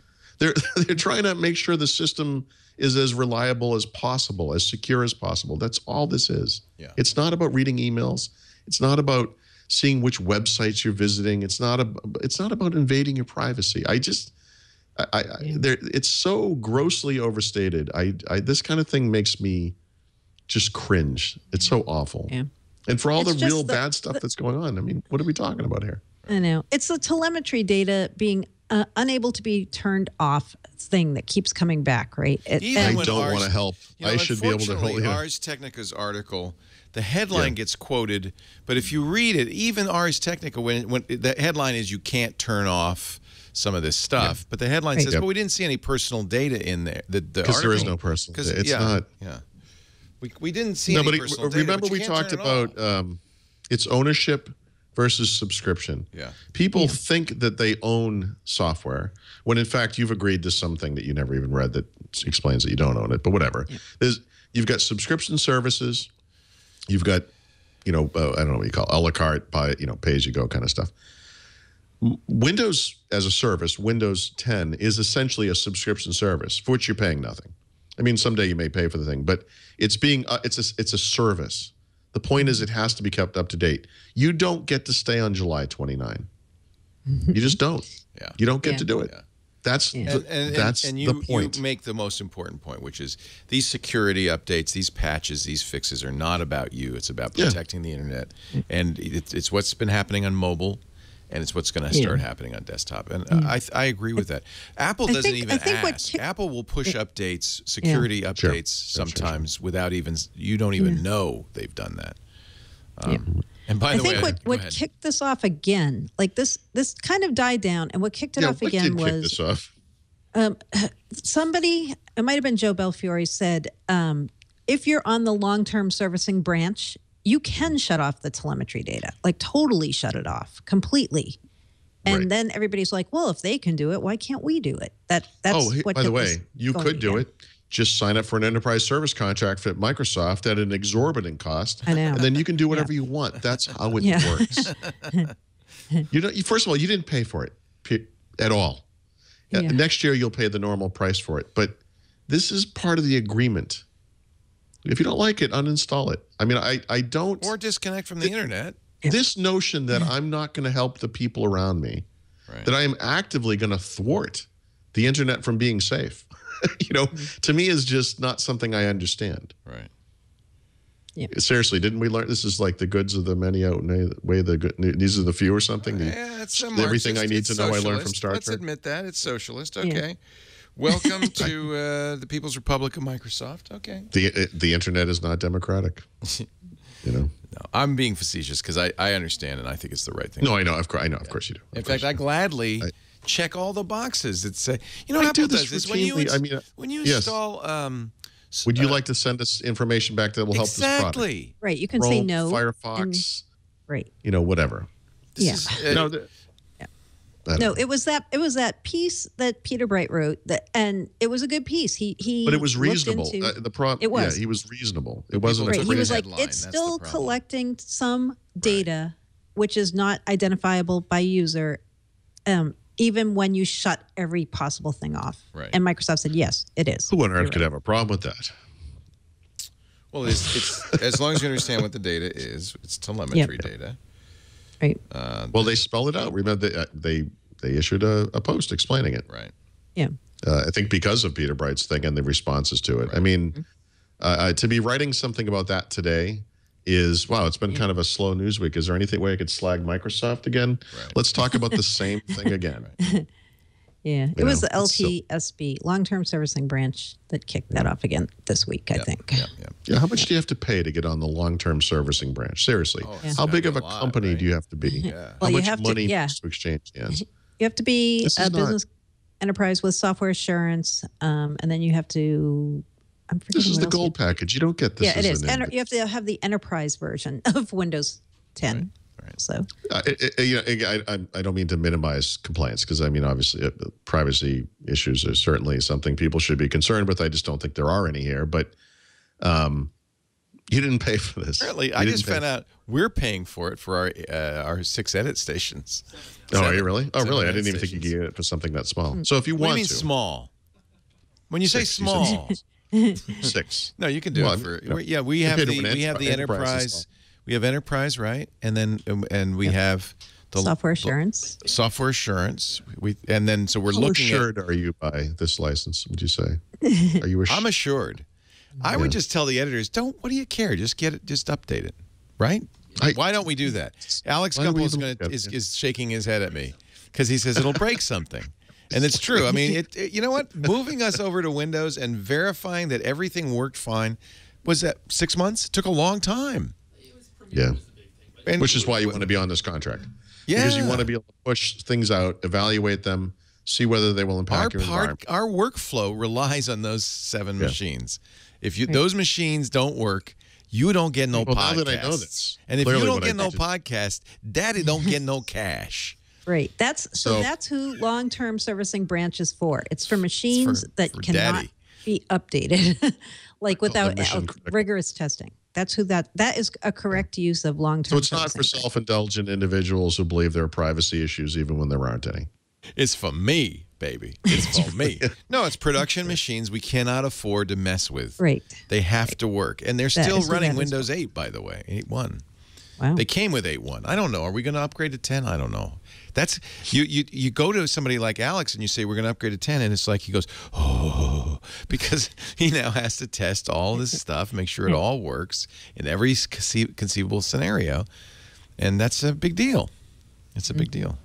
So I don't know what it costs, but I'm paying. Apparently, I'm paying it for 7 machines. So can't be that expensive. This is my next tip. How to pay for the long-term servicing branch. By doing Audible ads. Then turn off telemetry. You too. It's not can ignore the needs of the world at great cost. We don't do it for privacy. We don't. We do it.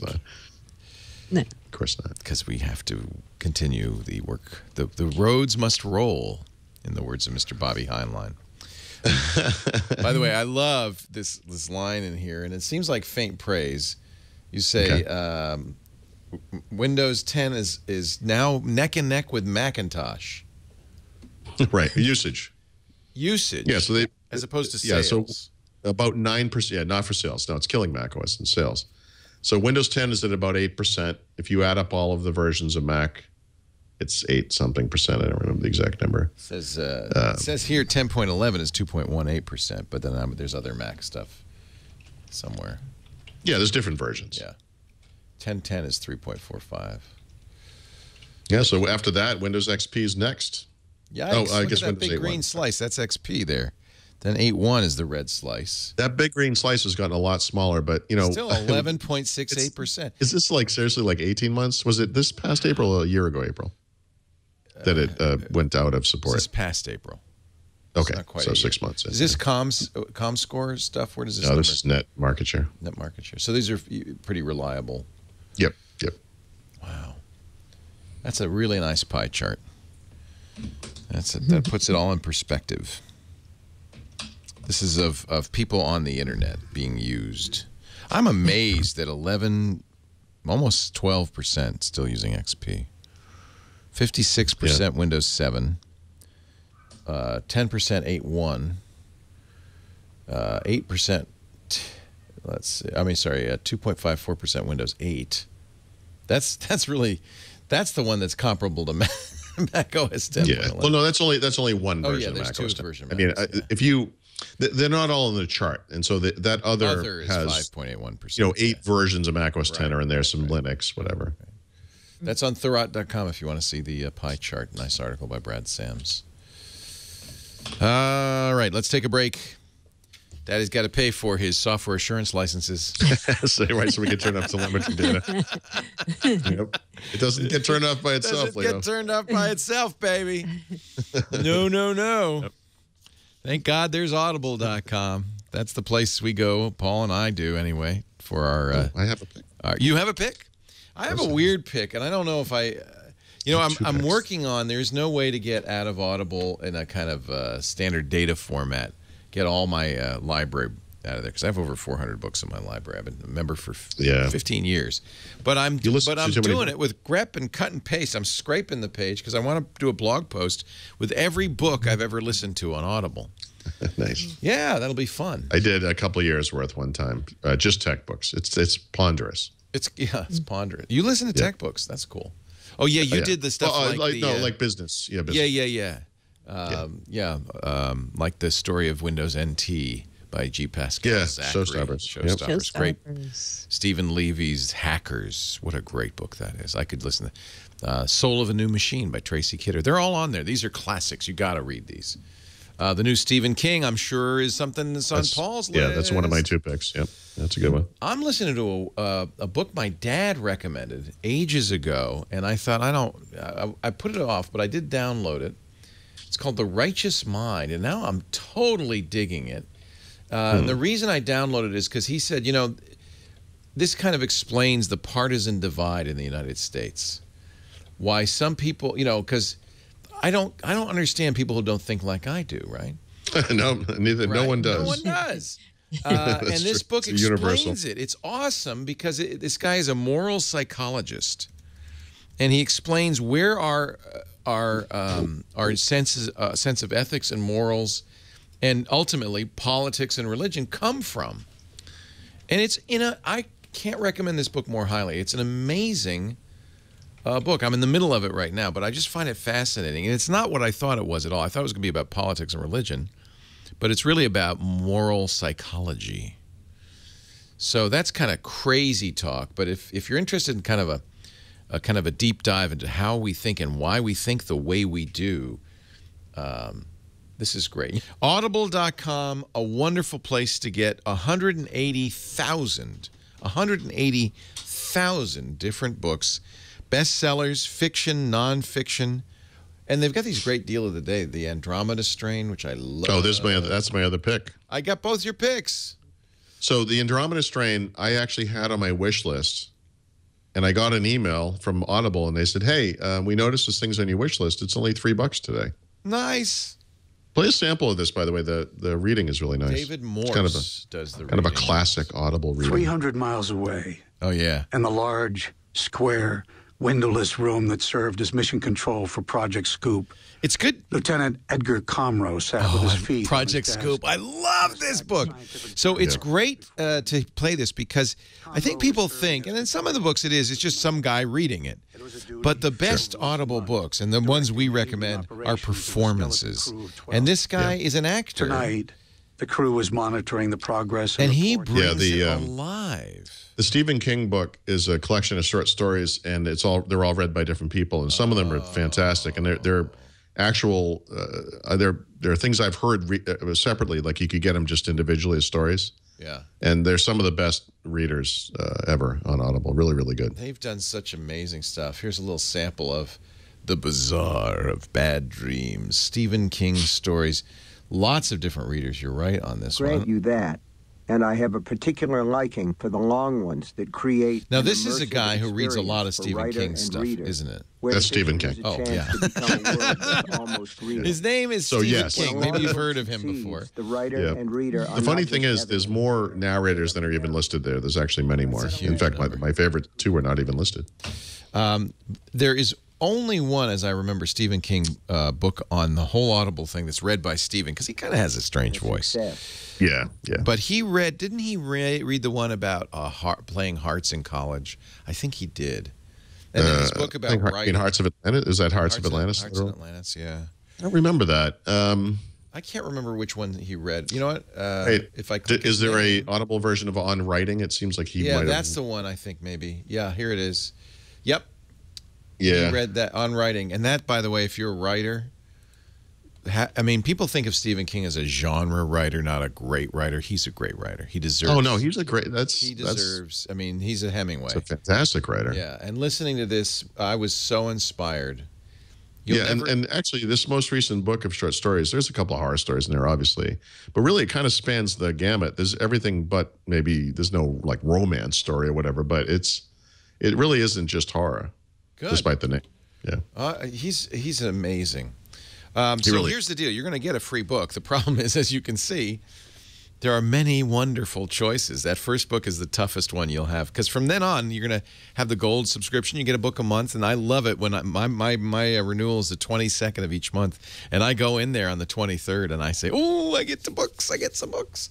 Audible.com. If you go to audible.com/windows, sign up for the gold account. You pay nothing in the first 30 days. That means you get a book. You also get the daily digest of the New York Times, of the Wall Street Journal. And if you cancel, you don't pay anything. And you've got 30 days to cancel. You won't, because you know what? You're going to get hooked. I'm telling you. Such an awesome place. And now you can, by the Audible app on Windows is fabulous. The Audible app on Windows Phone is fabulous. Android, iOS, of course. You can also stream it from the website, which means you can now listen on Chromebooks. And I mean, there's just so many great books. I'm looking back through the old stuff. There's so many great books. Audible podcast. I'm sorry, just audible.com/windows. First book's free. Paul Thurrott, Mary Jo Foley. Just like with crack. And it is. It's crack for your mind. Yeah. I just love it. Audible podcast. I'm sorry, audible.com/windows.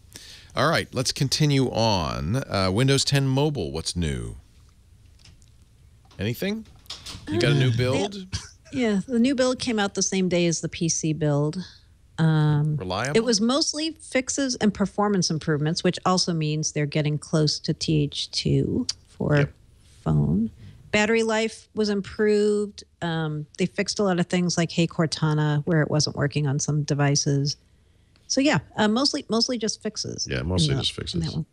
It's pretty clean. I mean, I feel bad about Windows 10 Mobile because I don't feel like anyone's really going to use it. I mean, it's great. It really is. It's come together very nicely. I mean, obviously we had some iffy months there. We weren't getting builds for a long time, several times, and whatever. The apps are going to be a problem forever. There's no mobile payment system that makes any sense. All that kind of stuff. But the system itself is so solid. It's hard to. Sad, isn't it? Yeah, it's hard to kind of. I mean, it's hard to recommend, but it's so great.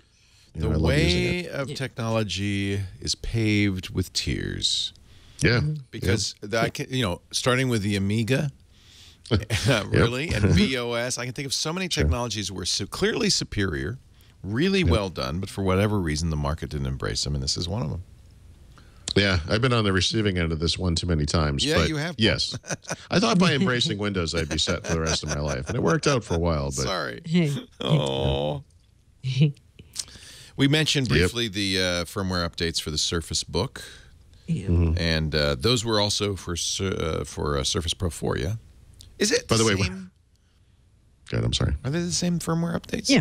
Yeah, Just kind of the actually, same hardware in both? two sets now, they've been the exact same firmware updates. Interesting. Very. So Like do you I said, have it's just a Surface basically Pro the same. 4 with a built-in keyboard? Yep. What? Well, and In a a way. second GPU, a bigger screen. Yeah. You know, there's extra stuff going on there. I mean, Yeah. there's obviously it has the USB ports that you don't see on the regular Surface. But yeah, I mean, I think the processors are slightly different, isn't it? Like if you have an i7, it's a 6600U versus a 6500U. Okay, that's. But I mean, they both have this. It's the same basic architecture. You know, 16 gigs of RAM. Well, that makes terabyte sense. storage. Why would you Yeah. design two completely different things? And this way you can do. Yeah. Well, remember, you're getting extra stuff on the book. The I forget the acronym exactly. NVMe based SSD, I think, is only on the book. You don't get that on Surface Pro 4, I believe. I could be completely wrong, but I think that's the case. Obviously, the GPU thing is completely different on Surface Book. But Just tell me the Surface Book's better, and I'll be happy. it is. I mean, it is It better. was a lot more expensive. Well, I mean, think about it. We Mac versus PC for the past several years. It's the same basic architecture. You buy a MacBook Air, you buy a Windows laptop. Which one was, better? I mean, they're the same stuff. chipset and stuff. I mean, by nature, they have to be. So, yeah. All right. I do find it interesting that they're exactly the same firmware update, but Yeah, that's telling, isn't it?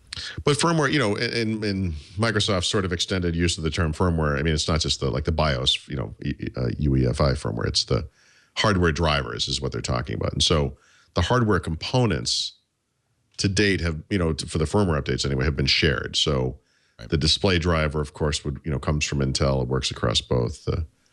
The chipset drivers come from Intel, of course, work across both, et cetera. They're not identical inside, but they're very, very close. They share, the drivers so far. I do think in the future we'll see Surface Book specific firmware updates. I mean, I think you have to. There's a whole latch mechanism that's completely different. The extra GPU is completely different. There are things that are different, and so I think that will happen. But we've had two sets so far, and they've both been identical so far. And the band. I guess I didn't realize this. Mary Jo, you've been wearing the Microsoft band too. I have. Yeah. Yep. So I have it charging right here. we did a little quick review. Megan Maroney bought one, and we talked about it on iOS today because it does work with iOS, which is nice. Yeah. One of the things she said, and I think you have a fix for this, the watch didn't stay on for her. You can keep the watch face on all the time, right? You can turn on watch mode. Can you turn off the face the whole time? I'm not sure you could do that. Oh, so in other watch words, like mode there's is like a low power mode that keeps the watch face. Yeah, it literally has a watch and a date on it, and you could leave that on all the time. But the more common thing is to enable the gesture. So when you flip your wrist around, it comes on because that's when you look at it, and then it goes off pretty quickly. And obviously the goal is to preserve battery life and so forth. Yep. Yeah. So how did you guys like it? What was your? Well, I had never worn a fitness band before, so this was the very first time I had ever even tried any fitness band. And I liked knowing my steps. That was good. I liked the glanceability, like if a phone call came in or a notification, I could just look like, oh yeah, I can ignore that, or I cannot ignore that. I don't really care about the things like sleep monitoring. I'm like, yeah, I guess some people would care. I don't know who, but A lot of people do. That's the new thing. yeah. You didn't know that? Have you done have you tracked a walk yet? Have you done this? yep, I tracked the walk. Where it You makes a told me map. how to do that. That's cool. I mean, that's that was fun. pretty It neat. makes a map of your walk because it has a built-in Yeah. GPS, and then you can upload it. Yeah. Megan liked it, but she's only had it for a few days. She's a fitness person. Okay, so for them, she's worn many fitness bands before. yeah. And what'd she say? I think her full review is yet to come, but Okay. so far so good. I think she's. I think with wearables right now on your wrist, anyway, what you have is kind of a gamut, and on one edge of the gamut are like extreme minimalist fitness devices, right? Some of them don't even have displays. Some of them, like most Fitbits, have like a tiny I love display. my Misfit. Because it's minimal. So that doesn't do much. Those things, and it they lasts serve all a year. purpose, right? On the far end of the other end of the scale, though, is like full featured smartwatches, Apple Watch, the Android Wear stuff, and everything. And I think for me, band hits in the middle at the right place for me because it's the stuff I care about and it's not the stuff I don't care about. So it does have the fitness stuff, which I like. I like to track steps, especially. I stopped tracking sleep because it's so depressing. I apparently sleep very horribly. And so thank you for telling me that. But it has, like Mary Jo kind of alluded to, it has just the right amount of notifications. And so when I get a text message, a phone call, I turned off email. I don't want to get one for every email. Obviously, that'd be too much. You could turn it on for Twitter. You could turn it on for Facebook. I like those kinds of things because often at times you'd be walking around, the phone's in your pocket or bag or whatever, and your wrist buzz, you look down, you can see what it is, and then you can decide whether I need to deal with it. And it's neat on that note because if you just had your phone, you might find yourself stopping, pulling it out, looking at it, and saying, "Oh, I don't really have to deal with this." Right. Whereas in this case, you get like a neat little. It's not an essential function, but I think this is the one thing that, from the band all the way through the smartwatches, does very effectively. Just it gives you that nicer notification where you can say, yes or no. Yeah. I have to deal with this now. It's nice. Yeah, I thought I saw some people saying they thought it was kind of clunky and uncomfortable. I actually forgot I was wearing it most of the time. Yeah, I don't find it. I wear it a little bit loose intentionally. Yep. It still picks up all the sensor data, but I found it to be very comfortable, easy to read. The display, I thought from an ergonomic standpoint, it was good. The one weird thing I've had is the clasp getting very scratched, and I take it off when I type because it's a little bit in the way. But I take off my wristwatch. Do you wear it on your inside or outside of your wrist? Outside. The clasp on the inside, the face on the outside. Right. Yeah. Which makes it a little hard to read, right? You have to kind of angle. Yeah, I just kind of was like. I was suggesting Megan wear it military style with the face inside. A lot of people do that. I don't know why. I kind of prefer it on the outside like this. But you know what? You get to wear it any way you want. I do think that that's a marketing issue for Microsoft. It looks uncomfortable. It looks stiff. First generation. And kind of. Oh, man. Yeah. Compared to Gen 1, which was, it didn't have the curved glass and I don't know what the material was, but it was something that looked just like, yikes, I don't want any part of that. This new material, it's just very, I think it looks a lot sleeker. It looks more comfortable. So I think it's an important message because everybody I've talked to, including you two, say it feels fine, but it doesn't look like it feels fine. Yeah. Some people, have said it looks kind of clunky and big. I'm not sure I could even show it to you, like how big it kind of looks under the wrist there. But I like you said, I wear it a little loose as well. I think I never notice it. Mm-hmm. The other one I used to have issues, you'd hit the laptop lid while you were typing, and it used to kind of, you feel it. And sometimes if I was typing long enough on a laptop, I'd take it off so I didn't have to deal with it. I never noticed that. I think it's just because it's looser. Mm-hmm. The other one was so tight on my wrist, I didn't have a chance. I couldn't wear it looser. This one's a little bigger. Right. It's unusual because most of the time those sensors need to be kind of pressed against your skin. Yeah. Yep. At least the heart rate sensor. I use it on the same walks that I've always gone on. It measures things exactly the same. The maps are just as accurate. You've gone I go a mile. The first mile, it's the exact same place. It is the exact same place it's always been. The second mile, same thing. So it's as accurate. I mean, that stuff's working. On the Apple Watch, they recommend you take a 20-minute outside walk to calibrate your steps. Do you need to do that with the band? No. Do they say anything like that? No. No. But do you enter in then your height or your stride? Yeah, you have to put in your particulars. Yep. But I think it's, again, if you're turning on GPS, it uses that as well, right? So it's probably doing a triangulation of all this data to get to get this as accurate as it can. Yeah, I liked it. I not being a fitness person, not caring about like weightlifting or golfing or biking. It's not as useful for me. Just because I think it's more of a fitness device, even though it lets you do other things. There should be an Xbox mode. It's like you're really kicking ass in Xbox today, Paul. A lot of untapped beer tracking. Now we're getting serious. Yeah. The one arm. What do you call those? What does it do with weightlifting? It can't measure your reps, can it? Or can it? No. When you do an exercise like that, you just tell it you're exercising. And so, for example, I haven't actually played basketball this year yet, but if I were to play, I would normally play tonight, but I'm sick. I start an exercise, and then when I'm done, I end the exercise. And what it's measuring over the course of that exercise is, well, a million things, but it collects more data than Windows 10.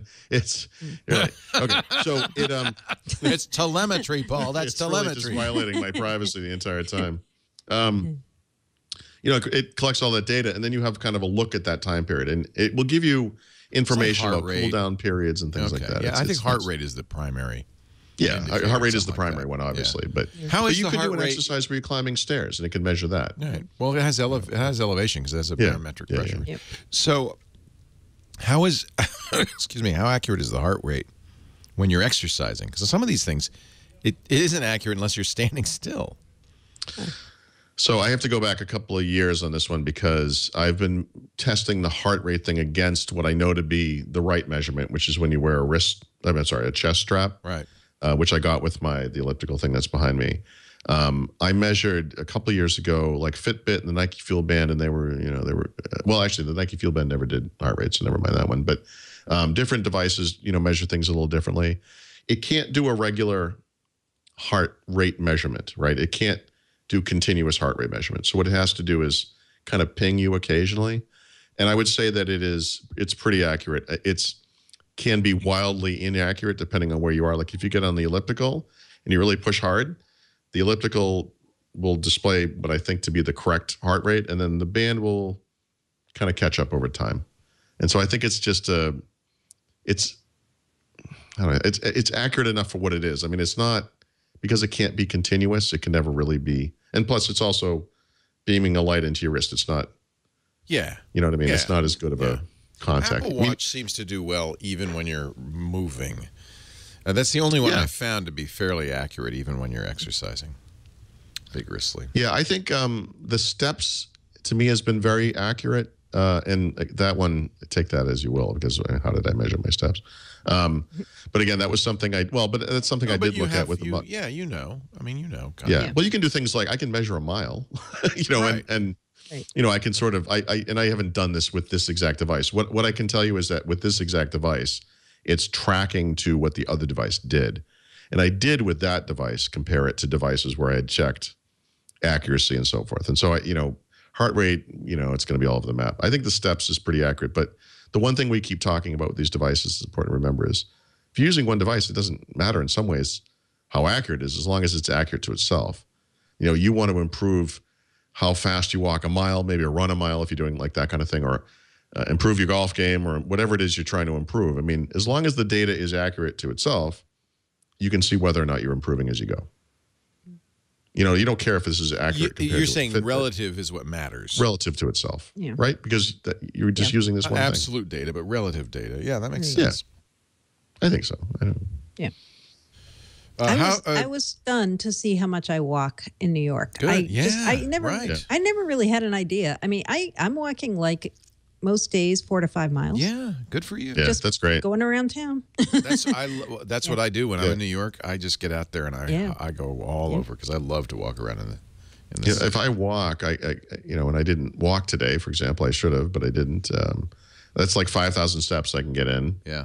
But that's probably less than half of what you would walk in an average day walking around, because that's, 40 minutes is probably 2 miles-ish. Right. So if you're walking 4 to 5 miles, you're talking about like 11, 12,000 steps, probably, something like that. Wow. Yeah. Neat. Yeah, it's good. Battery life, real quickly. Somebody wants to know charging time and battery exactly the same as before. It's 2 days if you don't use GPS. If you do use GPS, you need to charge it once a day, is what I found. Okay. There you have it. The Watch Report. Microsoft. And by the way, I like it a lot, and I use it every day. I love it. Cool. I saw today that you could sign up now for beta for Cortana on iOS, right? Yeah, I assume that's closed by now. Because it was a limited test. Did they already do it? That was fast. All right. Well, the first. Go ahead, I'm sorry. Yeah, I was just going to say, I don't know how many they limited it to, but then they're going to be expanding that once. Yeah. Like they did on Android. Yeah. Mm-hmm. But look for, I guess they're getting closer and closer to a wide release. And I don't know why you want to talk about this, but Crandroid.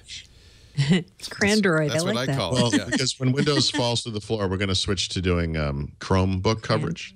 No, I think the interesting thing here is the parallels to what Microsoft has done. Well, you yeah, know, I was and listening to TNT this morning, and that's exactly what came up is, well, will I be able to use an Android device as a desktop computer? Oh, well, Windows Phone does that already. Yeah, I mean, and by the way, Apple too, right? I mean, Apple, has always been very consistent about there's a line between the computers and these devices, but then you have the iPad Pro, and you're like, well, what is this thing?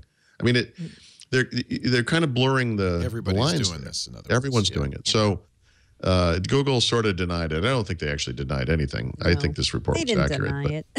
Yeah, I don't. All they Denial. denied was Chrome OS is not going to go away, which the Wall Street Journal story originally said it isn't going to go away. Yeah, right. I went back and compared what they wrote, what they said, and same. Yeah.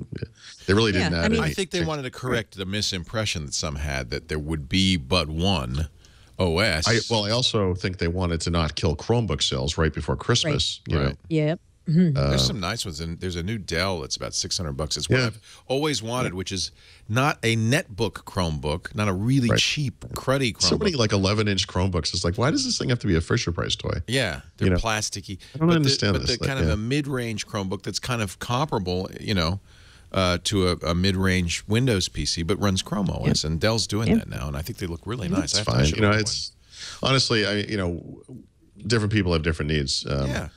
For the basics, I mean, I think the Chrome OS versus Android is sort of like, Surface, just the tablet versus Surface with a keyboard attached. I mean, it depends on what you're doing. I mean, sometimes one will work, and sometimes you need the keyboard. And when they announced Chrome OS, I didn't understand what the point was, because Chrome is a browser that can run on Android.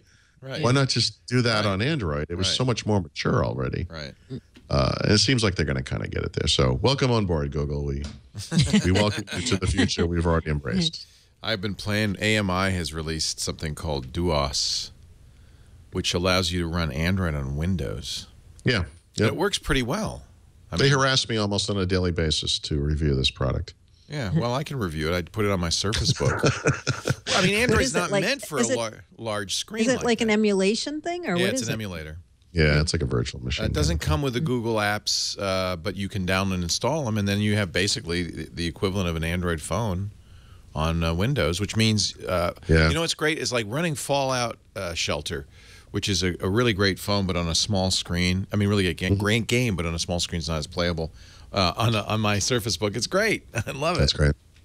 I tried that thing on Surface 3 months ago, but I haven't put it on. I can show you because I.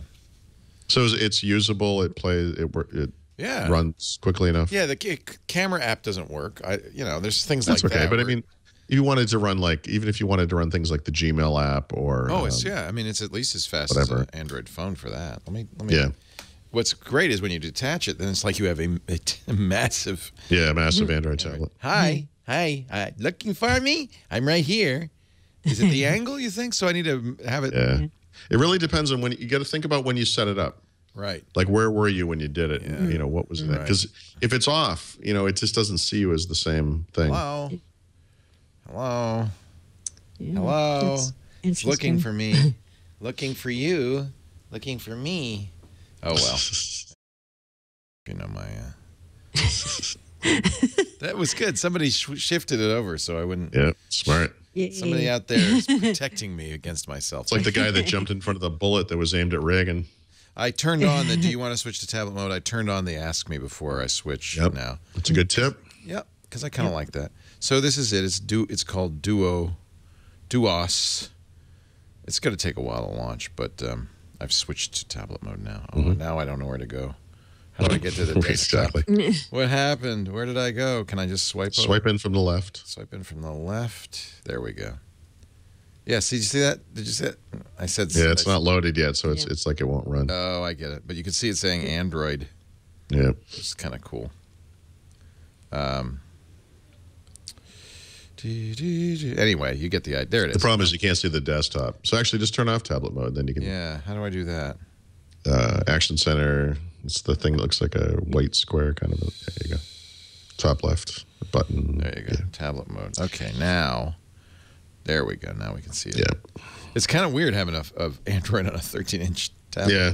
But the touch works. Everything works. It's it's slow to boot, but Android's slow to boot too.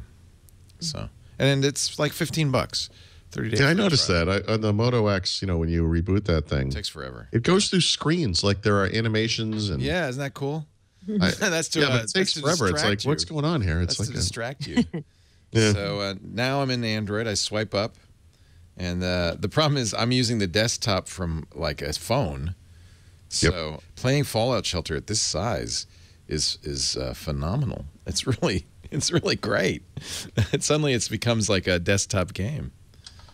Yeah, what's cool is, of course, these things are written to high DPI displays because a lot of phones have them. Right. So it even at looks this fine. size, it looks great. Oh, yeah, it's not artifacted or It's anything. not like 320 by 240 or Right, whatever. exactly, yeah. I'll create a new vault. All right. Create vault. The sound works. Sounds great. It's cool. It's funny. I keep wanting to swipe. You got to remember this is now an Android device. Fallout 4 is... It's a That's coming week this week, off. too. A week from today, I won't be here. Sorry. Oh, is it? I'll be playing Fallout 4. Yeah, baby. Oh, by the way, nice to have the pen when you're doing this because some of the touch targets are kind of small. Nice. But the pen really makes it very easy to use. So, yeah, it's kind of cool. That's my tip of the week. But your tip of the week, software of the week, and all of that coming up in just a moment. But first, a word from our sponsor, Lynda.com. Oh, I love Linda. Doesn't Linda in Spanish mean beautiful? Oh, sorry.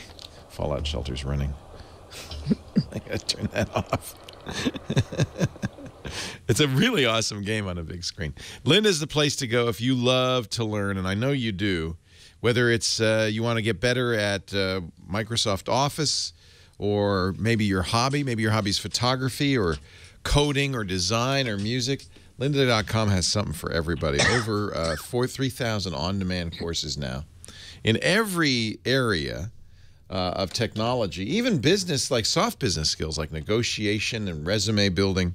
Go to lynda.com/windows and find out more about the courses Lynda has out there. Some of the business courses include communications tips, creating a business plan, executive decision making. I could use that. Sales management fundamentals, avoiding burnout. They have a weekly series called Monday Productivity Pointers, where each installment gives you a quick tip on a tool that'll help you run your life and business more efficiently. The nice thing about lynda.com is you don't have to decide now what you want to study. You pay a flat rate every month, and that gives you access to every single course. Every single course at lynda.com. It's a great way to learn. I've been using the photography courses, but you know, my real hobby is programming, of all things. And it's a great place to, if you have a hobby, to kind of learn. So they have a whole bunch of developer. Let's go to the developer section. A whole bunch of developer courses in a variety, huge variety. Foundations of Programming Fundamentals, PHP with MySQL Essential Training, databases, object-oriented design, creating a game environment with Blender and Unity. I mean, they get really granular in here. C# 6.0, a first look. I mean, Visual Studio 2015. Oh, that's another thing, by the way. They work with publishers like Microsoft so that when new versions of apps come out, they've already got training ready day and date. This is a great one for me. Building a note-taking app for iOS 9 with Swift. It actually gets you from beginning to end. It walks you right through it. Mathematica 10 Advanced Analysis. That up and running with Google Apps Script. C# interfaces and generics. There's even an Apple Watch course, building a calculator for Apple Watch. Take you from beginning to end, from knowing nothing to actually having your very own watch app running. Improving visual force performance. So here's the deal. Go to lynda.com and you could try it free for 10 days. lynda.com/windows. The run of the place. You can go from beginning to end. That's enough time to do a whole course if you're devoted. Or, you know, say you want to learn more about Visual Studio 2015, you can search right into the transcript and find that thing you're trying to learn. It's just an awesome resource for everybody who loves to learn. I want you to become a member today. Go to Lynda, lynda.com/windows. 10 days free. It's the best teachers. Great production on these videos. You'll learn, you'll grow, and you'll have a lot of fun doing it. Lynda.com/windows. We thank them so much for their support of Windows Weekly. Paul Thurrott, Mary Jo Foley. Let's kick things off in the back of the book with Paul's. Is it tip or software this week? It's a little bit of both. I've got tips and software. Yay! I actually have 3 tips, so I'll try to go quickly. One is with the release last week of the Arrow app launcher. Did we talk about this last week? I can't remember. I don't think so.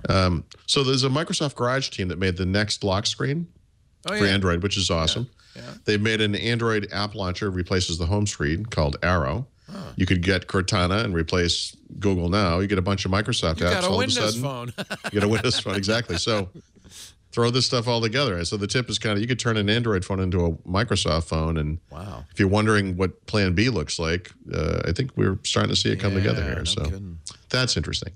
I just wanted to remind people, because it was the beginning of November, that Games with Gold is back. This month is kind of extra special because if you have an Xbox One, all of the Xbox 360 games they'll be giving away for free this month will work in emulation mode or backwards compatibility mode on Xbox One with that new Xbox One experience that's coming next week. So get those games too, and you'll be able to play them on your Xbox One. And then finally, the third tip is you may remember the Work and Play bundle. This is the Microsoft offering that they have through their retail store that ties together Office 365 Home, Skype, Wi-Fi, and Unlimited World, Xbox Live Gold.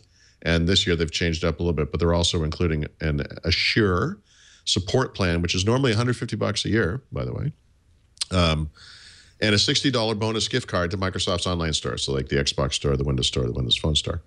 And you get all this stuff for, how much is it? to $149, which is incredible. I mean, just Office 365 Home is normally $99. And so for the price of, less than the price of just Office 365 Home and Xbox Live Gold, you get all the extra stuff. The support plan, $60 gift card, and the Wi-Fi and Skype Unlimited World, which is incredible.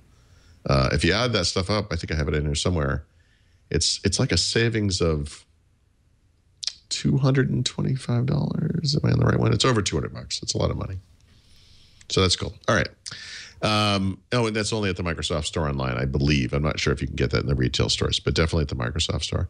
And then the software pick of the week is something I've been dying to talk about. I have a video. I don't know if you can play this. If you click on the trailer link, it's a video of the play experience. But this is a guy who's been coming to our meetups for a couple of years, and he showed me this game. He got me on the beta last year. He's been working on it and working on it and working on it. I keep saying, why don't you just release this thing? It's called Ariel's World. It's only 99 cents. It's awesome. It's for Windows Phone. It's like a Mario style side scroller. Side scroller. It's so great. Great graphics, great sound, great play. It's been so tuned. I mean, over time, he's worked on it forever. And if you care about Windows Phone and the platform and want to support a developer, who's really kind of gone to bat for it, check this thing out. It's called Ariel's World. And you can get it now on Windows Phone. It is. It's very much like Mario, isn't it? Yeah, it's neat. It's really, really great. By the way, speaking of Amiga, I mean, today we have first-person shooters. Back in the Amiga day, the big thing was these side-scrollers, and a lot of them came out of the UK. A lot of titles that people here in the United States wouldn't have been very familiar with, but that I just kind of loved because I was really into this stuff. And this, to me, reminds me of like a Psygnosis, like Leander was kind of a sideways scroller. It wasn't a big deal in the U.S. I'm sure it was a bigger deal in England or whatever, but it's just such a classic side scroller. It's a great game. So please do check that out. And is that it? Is that everything? That's all. That's everything. That's it all? All right, then it's time for our Enterprise Pick of the Week with Mary Jo Foley, Enterprise Gal. This is an Enterprise Pick of the Week that I just was stunned to be able to talk about because it's been a long time in coming. Today, Microsoft announced that Red Hat Enterprise Linux is going to run on Azure. What? Wow. What? It's surprising because Red Hat was the holdout, or Microsoft was the holdout. It's not really clear who was holding this up, but Microsoft already has a bunch of different Linux distributions available on Azure, including Ubuntu and CentOS and Oracle Linux and SUSE. And the one everybody kept asking about was Red Hat. They're like, what about Red Hat Enterprise Linux? Well, today they, I guess, have finally put aside their differences, and it's going to be on Azure in the coming weeks, as is JBoss, Red Hat's middleware platform. There was a whole bunch of other pieces to this announcement, including Microsoft bringing .NET to Red Hat's OpenShift platform as a service. It's just kind of like the two have buried the hatchet. The one interesting thing about this partnership that they announced today is there was no mention of patents or, Microsoft saying that Red Hat infringed or didn't infringe, and that just was not mentioned at all. So I think that must have been part of the way that they ended up coming to terms here, was to just kind of bury that part. Somebody just invented a new slogan. Azure does what? That would be a better campaign than the PC one. Azure does what? Red Hat. That's awesome. And I have a second enterprise pick, since Paul did a couple picks. I definitely want to make sure people know about this because it's coming up on December 1st. And that is Microsoft will be making the newest version of Office 365 available as of that date. This is the E5 plan, which they announced back in the summer. So this is the highest end Office 365 plan. It has all the latest stuff like the Skype for Business features around Cloud PBX, Power BI Pro, Delve Organizational Analytics. If you're in a business that wants all the latest and greatest stuff from Microsoft in Office 365, you are going to want E5. We don't know the price yet. I'm sure it will be more than E4, which is $22 per user per month. And if you are on E4, which is getting replaced by E5, Microsoft tells me that E4 is going to stay on the price list till June 30th next year. So don't feel like you have to rush to go to E5. So that's the second pick. And now we go to the Boulevard. Oh, wait, the code name. Sorry, yes. This, okay, if you want a little fun comic relief this week with all the, drown your OneDrive sorrows, you have got to check out this video. This is a Channel 9 video. Raymond Chen, who's really famous at Microsoft for his blog, he does a lot around Microsoft code names and Microsoft history. They took Raymond Chen, the Channel 9 team took him to the Microsoft archives. And there really is a Microsoft archive on campus where they have all the memorabilia from all different teams and products.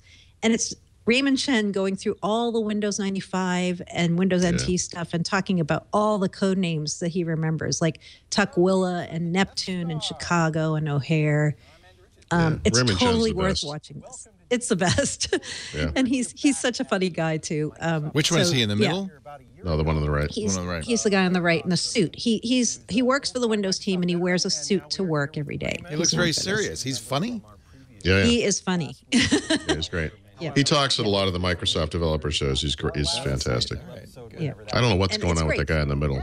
Yeah, he looks funny. He looks like one of the Batman villains from Gotham or something. He'd be the funny guy, yeah. No, Raymond Chen, they bring him in there, and they let him tour around, and he talks about all these things he donated, and there's all kinds of cool things in there. So, yeah. That's It's worth a look if you like code names. It wasn't by marketers. This The was a DOS rogue is operation? dead tombstone. Yeah. They were a little premature on that one. Yeah. but Yeah. Actually, As Andrew Schulman can tell you. How do I get the, just out of curiosity, is there a way to get Edge to get rid of all the Chrome, the UI on Edge and just to go full screen? No, Leo. You asked so many questions. Because I That can't, would be we so can't really. nice. And the answer is no. Not yet. I know. It's really- unbelievable. so this was, Chicago, my kind of software. Yep. I love it that they have this museum. I didn't know. Have you been in there? No, I've never been in there. I don't know if it's open to the public or even the press. No, I don't think it's. I think what they do is sometimes they put it out, parts of it out in little displays. Oh, yeah, because it looks like Yeah. there's offices in the back there. This is like Yeah, I don't think they. lobby somewhere. This is not something that's just open. Yeah. This should be though. Little Smithsonian for Microsoft. Man, it's so Yeah. cute. Yep. So cool. Cairo is an awful long way, but we can make it to Chicago. Yeah, so codename Bonanza. Like Windows. Oh yeah, Yep. he talks about everything, and including a couple. Paul may have known about some of them, but like I didn't realize Neptune The N and Oh, the no, T in Neptune. I had builds of Neptune. Neptune was the real thing. Did you know it was because of NT, like Neptune? Neptune, yeah. I didn't know that. I never put that together, that it was Tukwila is the best one, though, because remember the goal was to get to Cairo, right? Yep. And so Chicago was some certain part of the way to Cairo. Tukwila is like way. 2 miles away from Redmond. So the idea was we're not very close at all with this release. You know, it's I think it was NT351 was Tukwila. Yeah, I think so. If I'm not mistaken. That's yeah, I like the code. That back then the code names were awesome. They were. Cairo. Wow. Yeah, Cairo was the dream. They never got to Cairo. They never got to Cairo. Never got. We're still waiting for that distributed database file system thing that they were talking about. Object-oriented file system. I believe is where we are. Okay. Yeah, we're still. Yeah, we're in somewhere in West Montana. Yeah. Yeah. This is fun, and then this is another part of the library where they have a lot of stuff on the shelves. These are all the they have all the old copy of like every product. Wow. That they ever made. It's like the most boring bookstore you've ever been to. I disagree. This is an awesome bookstore. Look how big it is. Oh, it's huge. Golly. Yeah, it's huge. They have computers in there. They had the original machine that was running NT on MIPS, I believe. They actually have the server in there. Wow. Yeah. Oh, this is. Yeah, and he's all excited because he knows all this stuff. Yeah, it's a really cool place. I would love to go in there sometime. Yeah. Wait, why don't we do a show there? I know, that'd be cool. Let's do that. That's cool. So that video is on channel9.msdn.com. Defrag Tools, episode 143. Don't be fooled by the name of the show. Right. I know, it sounds so terrible. Nothing to do with defragging. No. Wow. Hey, although every one of those products supported defragging. You don't need to defrag anymore, do you? No, I didn't think so. I think modern operating systems handle that for you, kind of. I used to sit there and watch Norton, little colored boxes. Well, that was a fun thing. It made me feel really good about myself. It was like cleaning your room. And at the end, it was like all in one spot, and then there was. Yep. Oh, that was obviously the right thing to do. Obviously. You could have been doing nothing to my hard drive. I have no idea, but the boxes moved around. I do remember in the days of Windows 95, you did have to defrag because it really would get sluggish. But I can't, anything NT based, and for sure Windows 7, 8, and 10, you don't need to defrag anymore. People sell defrag utilities. No, you do. So you do actually technically need to defrag. It's just that the system does it for you now. And then, of course, on an SSD, it's not the same. And yeah, you definitely don't want to defrag an SSD. That's a good way to burn it up if you could do anything. Well, let's have some beer, Mary Jo. What do you say? Now we go to the Boulevard. Yep. So my beer pick is a collaboration beer. In fact, the name is Collaboration Number 5. It's a tropical pale ale. So it's got citrusy hops, but it also tastes a lot like tropical fruit, even though there's none in it. And the reason I picked this beer is because of who the brewers are. Boulevard is from Kansas City. And yes, I live in New York, and I was a Mets fan. But we got to give them their props. They won. That's big of you. That's really big of you. Yeah. So Boulevard and Cigar City. Cigar City is from Florida. They got together and they brewed this beer. It's really worth trying if you can find it. A very interesting collab by two really good brewers. That's kind of fun. Why did I think Boulevard was from Chicago? I think we saw a lot of it when we were in Chicago. Yeah, maybe that's what it is. Yeah. So you're a Mets fan, Mary Jo? Were you a little disheartened? Well, I'm just a fair weather fan. You know, when somebody's playing. Oh, so you are a Mets fan then? Yeah, exactly. Somebody told me, and I don't know if this is true, but I like the story, that the reason the Mets colors are orange and blue is for the Giants and the Dodgers, who both, of course, left New York City to go west. Oh, really? Is that true? And then Mets came after as an expansion team. And they have orange. Talk about lighting a candle. I mean, give it a break. Yeah, it's really. Been like 1950, 57 they left? It's been a while. Yeah. Oh, and we have one more beer-related thing to talk about. Yes, we do. The end of the world is coming. Yes, the end of the world is coming. So Paul and I are going to be doing a Windows Weekly tweet-up in London on November 20th, and we now have our place. It's called The World's End, a very famous pub in Camden. 5 to 8 p.m. There, we're going to be there, and we've got a Eventbrite RSVP page you can sign up on, and it's not obligatory, but we're just trying to get a rough head count, so we'll be tweeting that out. And we have to say thanks to Michael Gillett and Guy Gregory. Michael did a really awesome graphic for us with the Ninja Cat that we're going to be tweeting out for the tweet up. And they both helped us secure the place and get the Eventbrite going. So thank you guys. And hopefully we're going to see a lot of Windows Weekly fans in London on the 20th. You guys have fans all over the world. It's always fun. And they're great people, too. The Windows Weekly fans are great people. Like I'm going to be bringing London news from the colonies. Just don't bring them tea. I understand they have bring plenty. Tea, right. Yeah, or beer. Right. I want to thank Philip and Andrew who are in studio today. I don't know if they're fans of Windows Weekly. They were just forced to listen to a couple of hours of it anyway. Sorry about that. Philip's from Maryland. Andrew is from New Jersey. And they are now Windows users. Right, whether they want to be or they not. want to be or not.